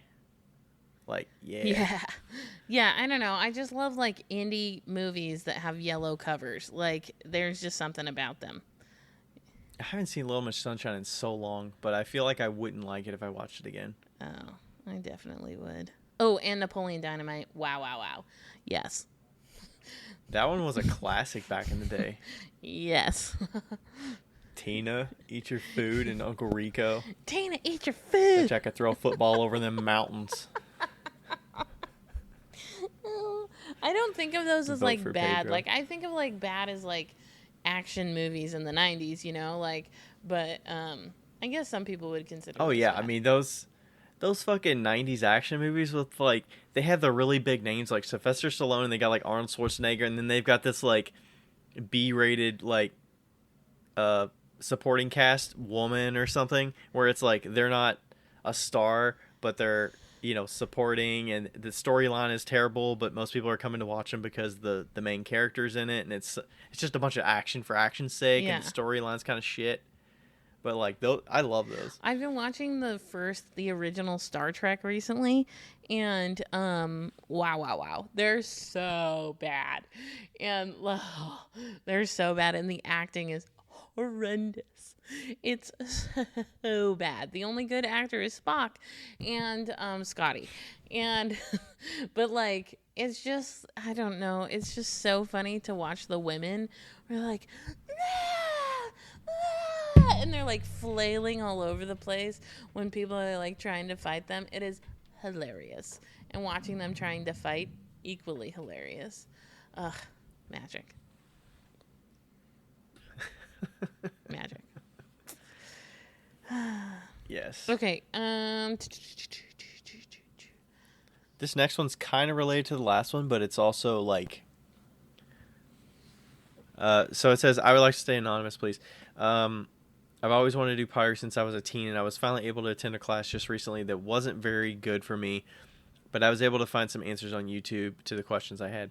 Any other place I can see about taking a class that would be over an hour drive? Is this something that realistically I can practice and do with a used wheel and kiln setup and YouTube book instruction? I'm worried about learning how to safely use those tools. Thanks. Mm-hmm.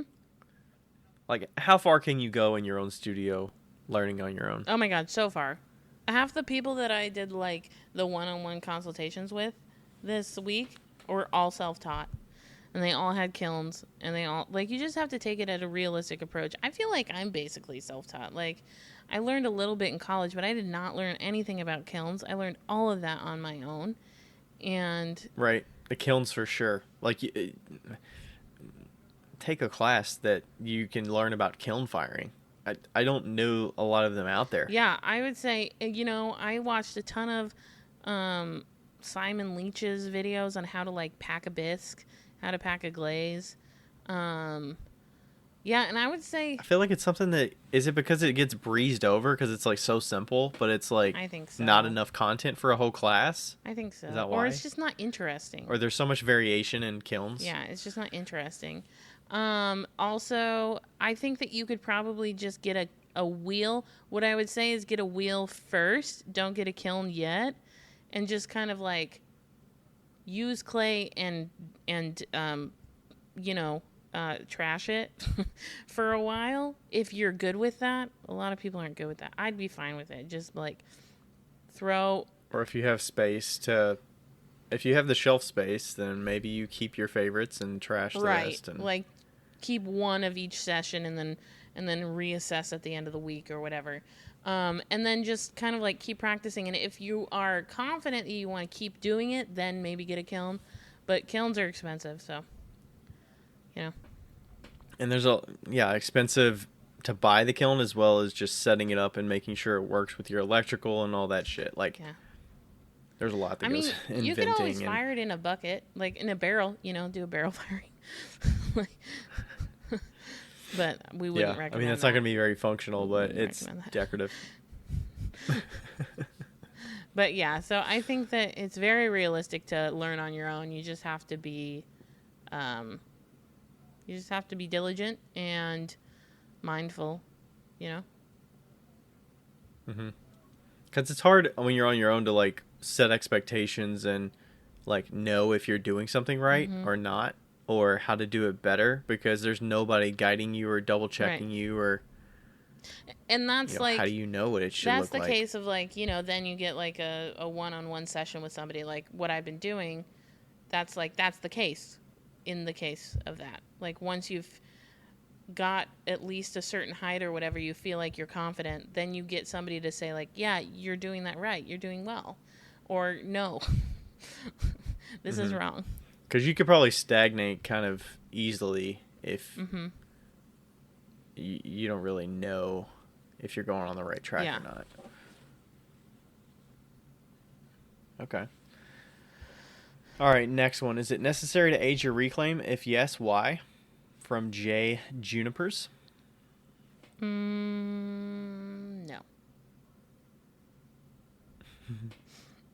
I don't think you need to age it. I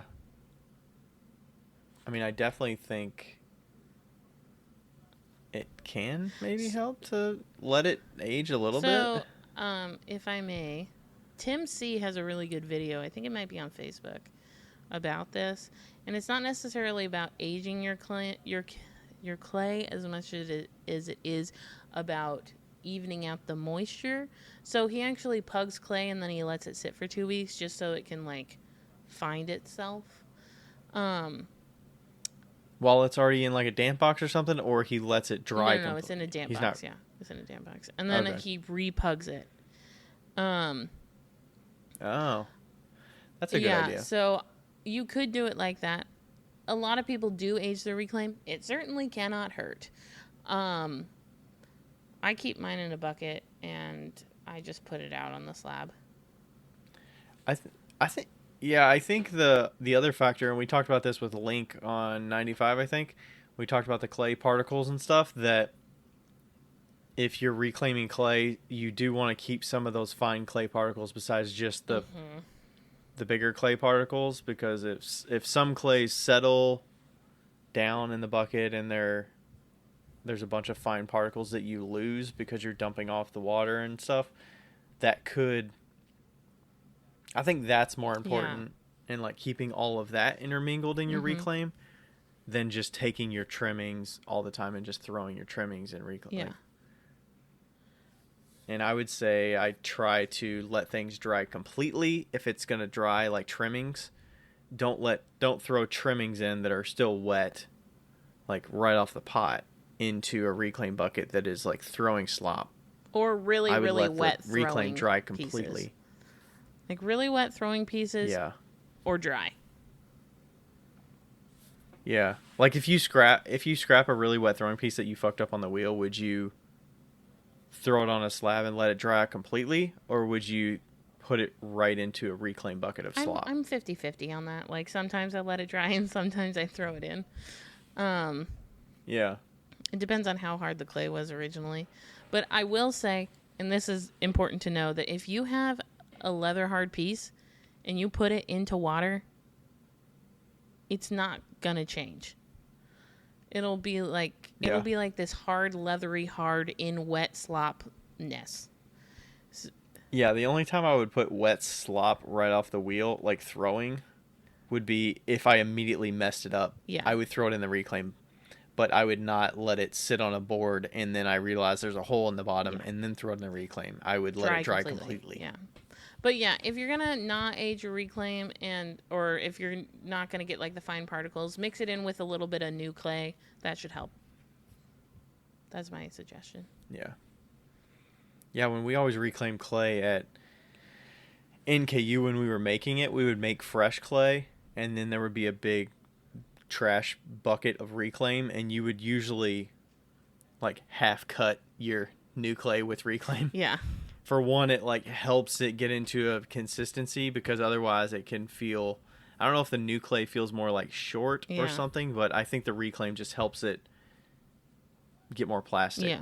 and like bind together Mm-hmm. better. I don't know who the fuck So isn't waiting to do reclaim, honestly.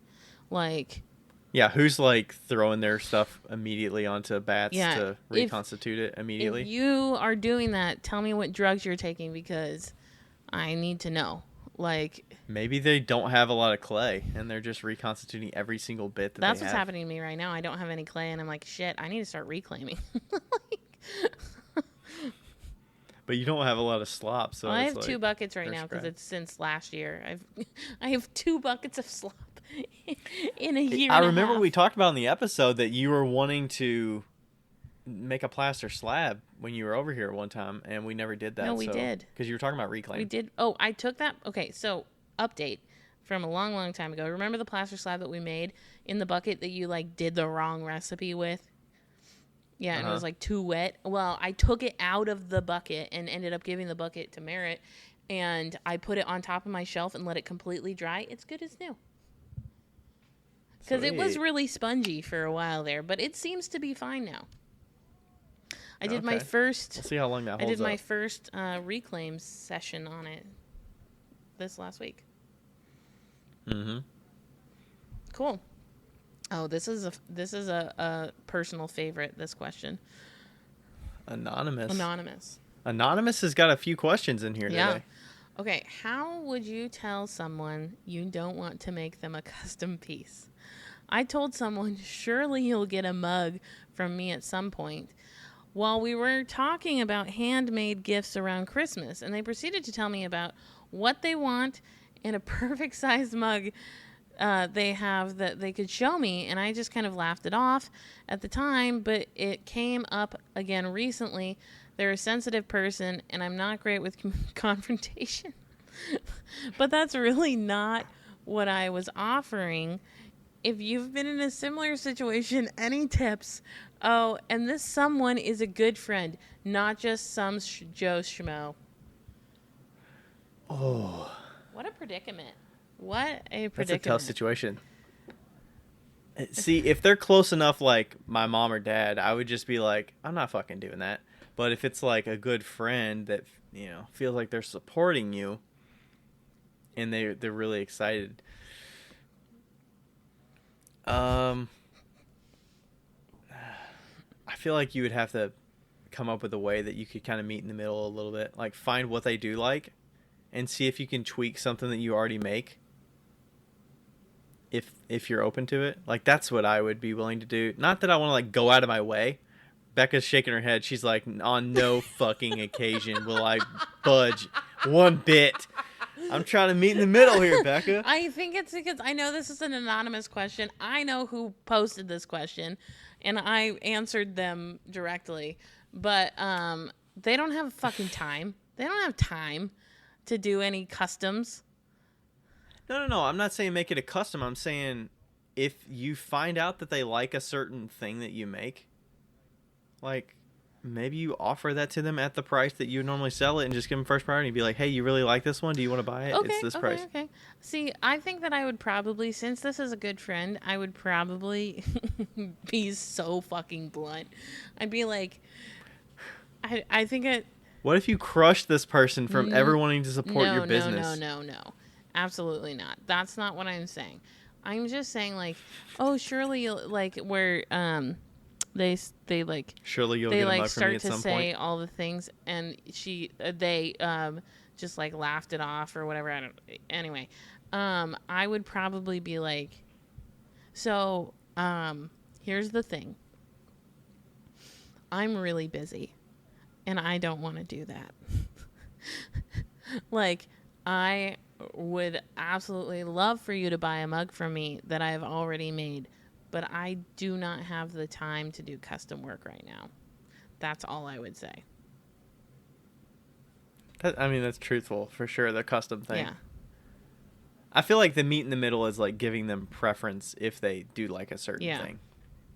Hey, if they want to buy it, they're a good friend. Like, Yeah. And if they are a good friend, they'll understand that, like, you don't want to do it. I mean, I have told my friends, I ain't fucking doing that.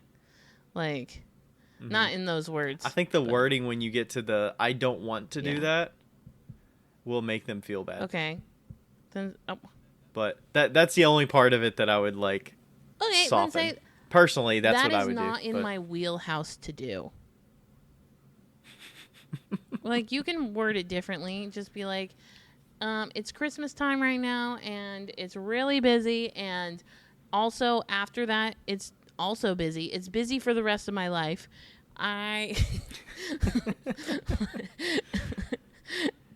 mean, I think that the approach of saying, like, hey, I'm really swamped with keeping up with current demands of, like, what I'm making that I can't make room for customs is fine. But then it's like, do you always keep in the back of your brain that when you open up, you know, a spot for customs, like, for your business personally, that person's gonna be like, oh, well, you've got time now. You can do my custom. Well, then you best be prepared.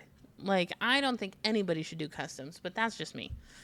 Like, it depends on what you mean by custom, too. True. I think we've kind of gone back and forth, but, you know. I think that customs crush souls. That's what I think. That's going to be our t-shirt. Customs crush souls. You're talking about, like, oh, that's great. Custom orders crush souls. Yeah. That's it. And I feel like there's something about, like, you're not helping me. Something about you're not giving me business, you're giving me a headache. Yes, you're not. Yes. It's not extra business, it's an extra headache. Like,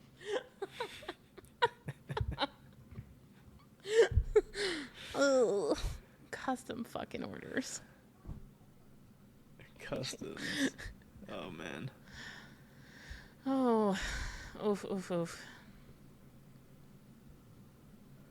All right. This is from Perched Pottery. Hi, Ryan and Becca. Here's a question for both of you. And I think we've answered this a few times. What motivates you to keep making pots? And happy birthday, Ryan. Cheers. That was a long time ago. That's how old this question is. It is July 7th. My birthday was April 20th, people. We suck at answering these questions in a timely manner. But we got a lot of questions, so I don't feel so bad. Thanks, Perch Pottery. Yes. What motivates you to keep making pots? For me, it's like... What'd you say? Nothing. Nothing. Continue. What motivates you? Oh, man. What motivates me? Money, for sure. Wanting to do this full-time someday. I always worry that it's like... I keep putting that out there, and it's like, am I really going to be satisfied when I do this full-time someday, or am I just taking on this extra stress of like, okay, now I'm going to hate this. Like, I'm going to be so worried about it. But I hope not. I'm not saying a goddamn thing.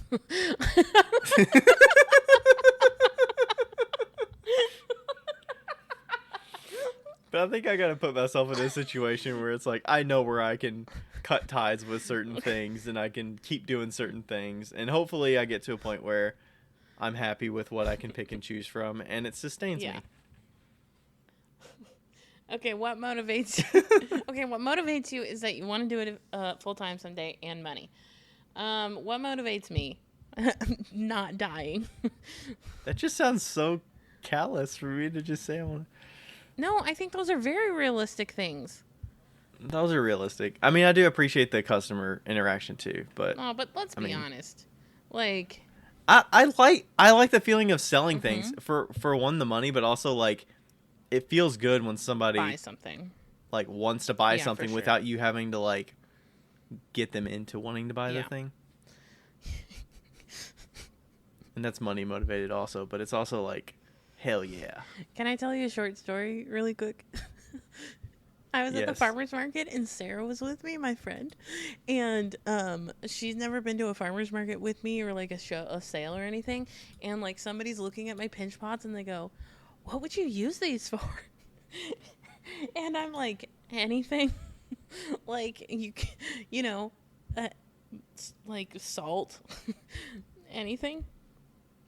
And later she's like telling the group that, because we were at like a dinner, she's like, people are just asking, what are you going to use this bowl for? Any fucking thing you want. And that's like how she was like so appalled that people are like, what do you use this bowl for? Like, it's a fucking bowl, use it. Some people just don't think about, I don't know. I think it's just a way for them to either step into Agreed. like figure out. I do that. I don't know. It's a way to like interact with the Yeah. artist of like, what did you intend it to be used Right. for? I do that with a ton of things. So I don't get mad. Or they at just it. don't want- She was just. They just don't want to overthink Yeah. it or something. But like, whatever. They're on a stroll on a Saturday. They don't give a fuck about thinking about what this thing Right. is used for. Like, I get that question. hey, what every would you day. use this for? It's just like a casual Right. question. I get it every day, so it doesn't make me mad at all. I just thought it was funny that she was like so hot and bothered. Yeah. It's weird that like some, I don't know. I'm sure it wears you down over time, but some people, they just get angry that they get the same questions over and over. It's like, I think it's just because you've just been worn down for so long. Yeah. That like, think of it from the customer standpoint. Like, they're just an innocent person walking by. They don't know anything about this. Like, It's like the 15th person asking you how your day is, and your day's like not going well, and you're just like, I'm fucking fine. Like, and they're like, whoa. they're just trying to be nice, damn it. Okay, next question. Got a question for the podcast. How do instructors deal with their demo pieces made at studios other than their own? Do you pay for the clay or consider keeping the pieces as part of your instructor's pay? I purchase small tools, etc. for their studio to compensate for the recycled clay I'm using. Esther Drone. Esther Drone. Yeah, that's Esther. I'm not. I think they're mainly talking about for workshops and stuff, but honestly, I don't even think, like, I think it's just part of their cost of doing business. Like, if they want me to demo stuff, I use their clay. I don't feel bad Right. about using the funds of using their clay. Like, they're getting instruction. It's part of what I'm getting paid for. Right.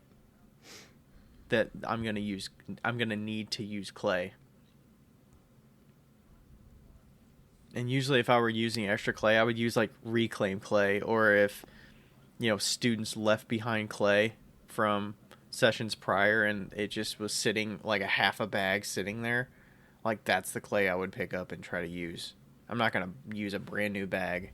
I assume that the studio is going to cover all the tools that I have, unless I have specific tools, like sponges, fettling knife, needle tool, all those kind of like standard tools. I expect the studio to have. Yeah. So it sounds like before she leaves, she would be purchasing small tools to like give them some money back because you use their clay for free. Yeah, I would always just assume they have enough clay going around that clay is not the cost, where they're like, you know what, we got to make sure you're not using up our clay. Right. Unless you're using like a porcelain or something where it's like costly and you can't really reclaim it as well. Yeah. Yeah, I don't know. I mean, and consider keeping the pieces as part of your instructor's pay. Well, I would not want any of the pieces that I made. I wouldn't want to take it back. Those would be a donation to the the studio studio. as like a remembrance of that interaction in that workshop. You scrap. Personally, that's what I Yeah, would. you scrap the ones that are schmeh, and then keep. Yeah, specific ones. that's if we're talking like a workshop. If you're like teaching the class, like for me, I've taught the class at Baker Hunt, and I used to throw pieces during class, and I would keep them as a way to like pass the time, but also it's a way to experiment with their glazes to see like what combinations look cool. That's for my own like personal learning, as well as giving students ideas of like combos that could look cool together, a way to apply the glazes or stuff like that to give them options. As well as like, hey, I feel like it's beneficial for them to see you learning and having fun alongside them. Yeah. Rather than just spectating. Personally, that's how I like to teach rather than sitting back and just being like, all right, I'm not going to show you how I do anything. I'm just going to come in and help you along. Yeah. Alrighty. I've been looking into making puzzle mugs, and I'm trying to figure out the logistics of the straw portion. I know it would need to be unglazed because of the narrow opening, but is that still considered food safe since it's unglazed? Would it be better suited for water drinking only? Recommendations for cleaning? I know it's a super specific question, technique, but I was wondering if you had any thoughts on it. Made by Meg. So puzzle mug, does everybody know what that means? It's kind of like one where you kind of have a straw inside of a hollowed handle or some kind of straw built into it so that it sucks up from the bottom of the mug. Right, and you have to like cover up certain holes in order for it to have the suction or something. Mm-hmm. First of all, if your clay is vitrified, it will be food safe, so don't worry about that. Yeah, I wouldn't worry about the other liquids and stuff either. Yeah. It's like, the vitrification takes care of it. Yeah. Fuck, put some alcohol in there. That'll make it food safe even more. Cleaning, just use a straw cleaner. I would, right? Yeah, straw cleaner or like submerge it in water or something. Boiling hot water or something like that, yeah. Yeah, probably soak it in, soap and water. Yeah. Yeah, because that would be hard. Yeah, those little sponge pipe cleaner kind of things, straw pipe cleaners straw are pipe used cleaner things, for that kind of stuff too. Oh, really? I was thinking of like if it goes in the handle or something, like that's probably not going to contour to it. But if it's like a pipe cleaner, maybe it could. Pipe cleaner would be a great option. Yeah. But yeah, I would just like run hot water through it. I mean, how dirty is the straw anyways? Unless you're drinking a fucking smoothie out of that thing and there's like fruit cake in there. Like, how dirty is it really going to be if you just ran water through it? I don't know. Like hot water. I have a lot of glass straws, and those fuckers can get pretty dirty on the inside. What are you drinking with them, though? Are you drinking like smoothies and stuff? No. I feel like that's what gets nasty, like That's smoothies true. and protein shakes and stuff like that. But wow, we've answered a lot of questions today. Yeah. All right. There's one from Glazed Confused Creations, which is the person you know. Yeah, that's Deanna. Right? I'm going to go swimming with her tomorrow. Does she have a her pool? Neighborhood has a pool, and so we go swimming before the farmer's market. Nice. Okay. Is it gonna be hot as fuck again tomorrow? Yeah. It was 100 degrees yesterday. I saw that. Wait, are you even gonna feel like being at the farmer's market after being in a pool beforehand? I feel like that would be exhausting.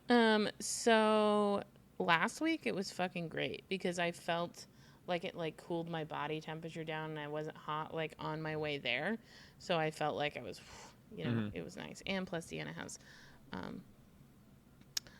she has air conditioning. It's going to be 93 degrees. It's been 93 degrees for the past 3 weeks at the farmer's market. Wow. Yeah, so. We almost had, did you see my videos today? We almost had like a fucking tornado or something out here. That was intense. It was vicious. There's a tree that fell down on the side of our house, and then up the neighborhood there were some trees that like broke and snapped. And crazy. Man, our trash cans are on the side of the house, so it's like a wind tunnel because we're at the end of a cul-de-sac. So like the wind comes down the street and then it like goes right between our two houses. So our trash cans got freaking lifted and blew all the way down the side. And then the neighbor's recycling bin, which is it's just like the smaller one. Yeah. Man, I saw that thing go flying in down the side yard along the fence line. I'm like, holy shit. I told Rachel, I was like, dude, you got to chain those fuckers to the ground or something, like stake them to the ground. She's like, no, Becca, we need an enclosure. It needs to look nice. And I was like, okay.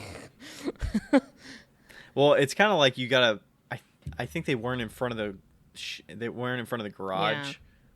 so the wind picks them up versus like the house breaking the wind's For sure. trajectory and stuff. Okay. So, yeah. Okay. So that question was, I wonder if folks would be interested in how to go about finding a good, reputable bookkeeper and tax person when you're first starting off. Ask the people that you know that are in business. That's the only way I know. Yeah, that's the best way. I mean, could you imagine Googling small business bookkeeper? Yeah. Or, small business taxes? Like, the person who's the best at SEO, search engine optimization, is going to show up. And then it's like, who is that? It's probably going to be like a big company that has the money to put into that. I don't like, you're not going to, I don't know. Yeah, I definitely think that like just finding somebody even if you like walked in to a like a business similar to yours, and was like, "Hey, I do a business similar to yours. I'm just wondering if you have a bookkeeper." There's nothing wrong with that. And would you recommend them? And would you recommend them and blah blah blah, or like, who's your accountant? I've done that. I mean, fuck, I met an accountant at a coffee shop once. That was great. That was a great find. That could be a situation where they're like, you know what? I don't have a bookkeeper. I'm terrible at my books. It'll spark them to think about that question and be like, hey, they're asking me about this. Maybe I should. Yeah. I do not have a recommendation, but yeah, like small boutique shops that you've seen around, like if they're good in business, it seems like they got a good business going. That's a good idea. Churches always have bookkeepers. So if you could go into some church and see if they have a bookkeeper. I don't know why. They always have like a bookkeeper like in the church. You mean like as part of the church like the church itself? Like as part of the employees. There's always a bookkeeper. Yeah. Maybe right, you could of course. snipe They got to account for all that money, bookkeeper. Becca. You just froze up, so I don't know what's going on here. Why are you gone? Bueller. Are you there? Yeah. You froze up for me. Did I freeze up? Yeah. Aw. You all look right. so disappointed. Yeah, the last comment was...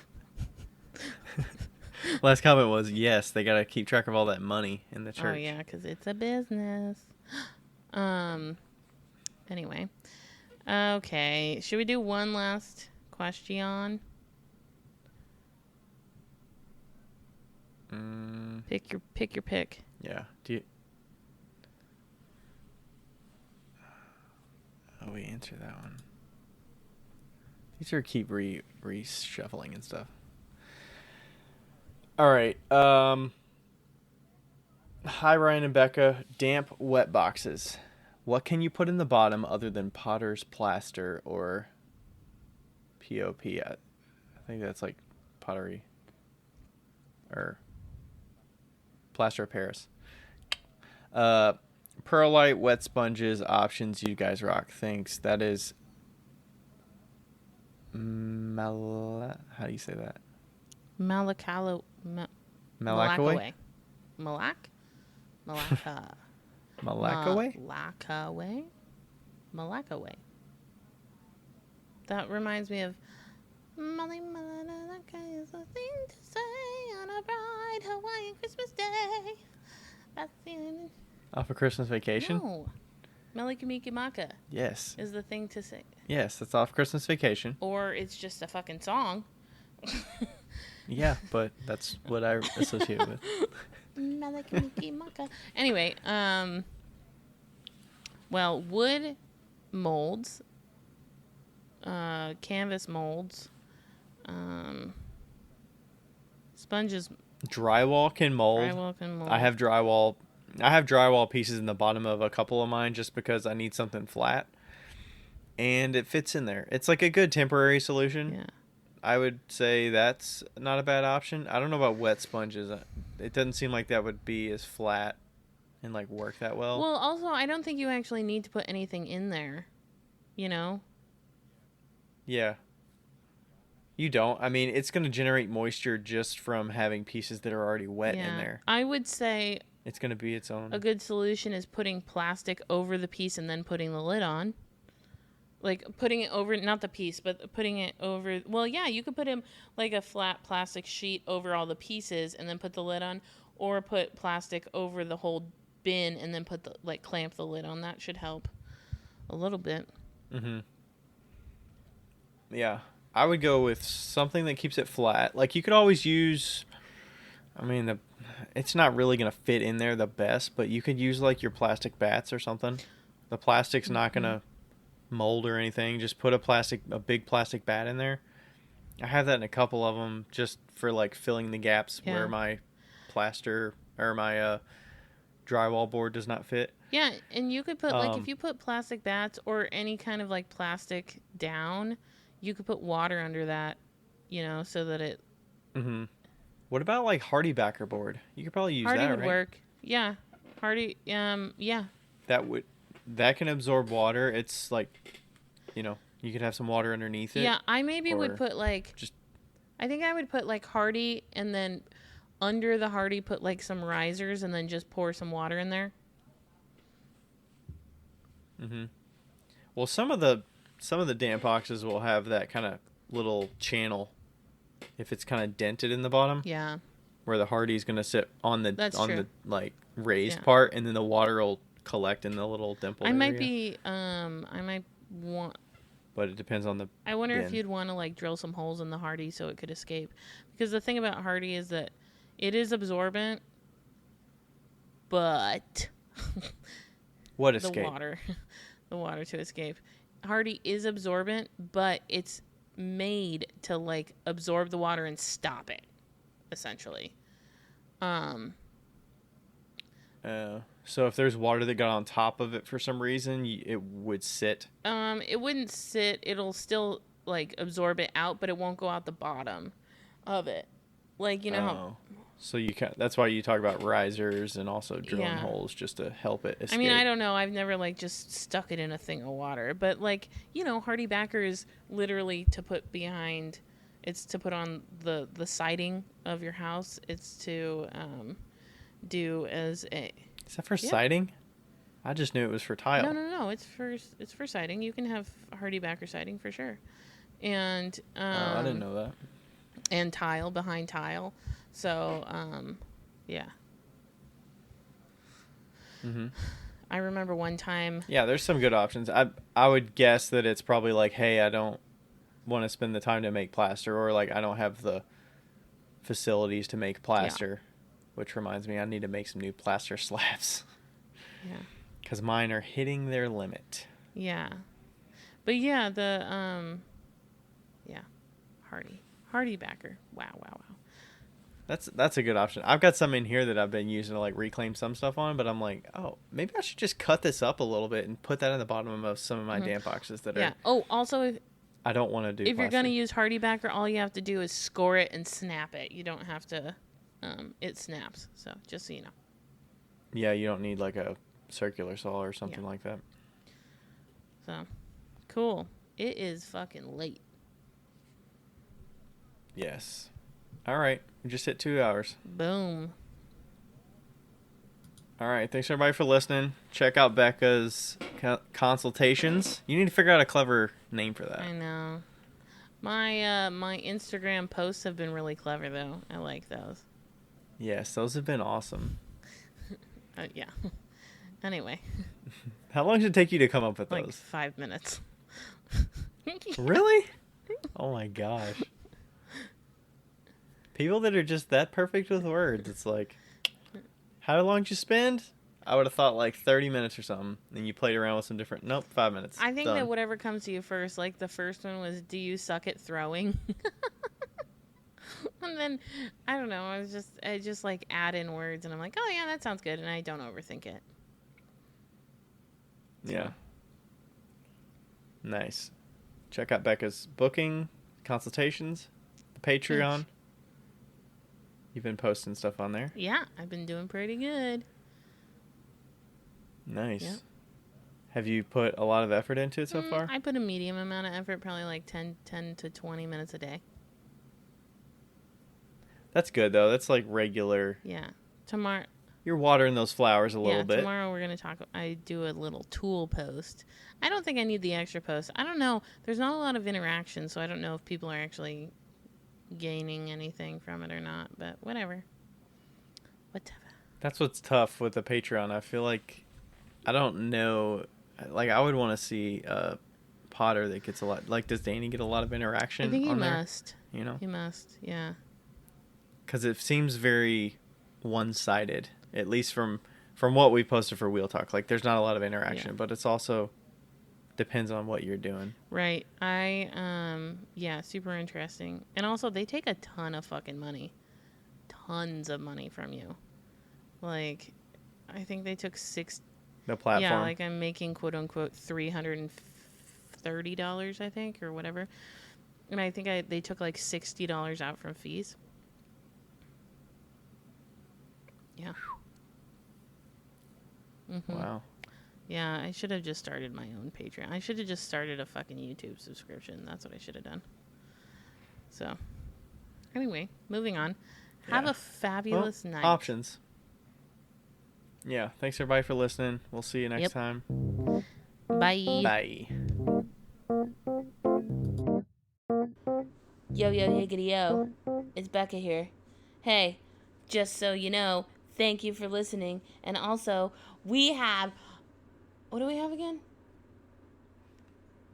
A Patreon. We have a Patreon that you should go, and if you want to donate to, you could donate to it. If you don't, that's cool too.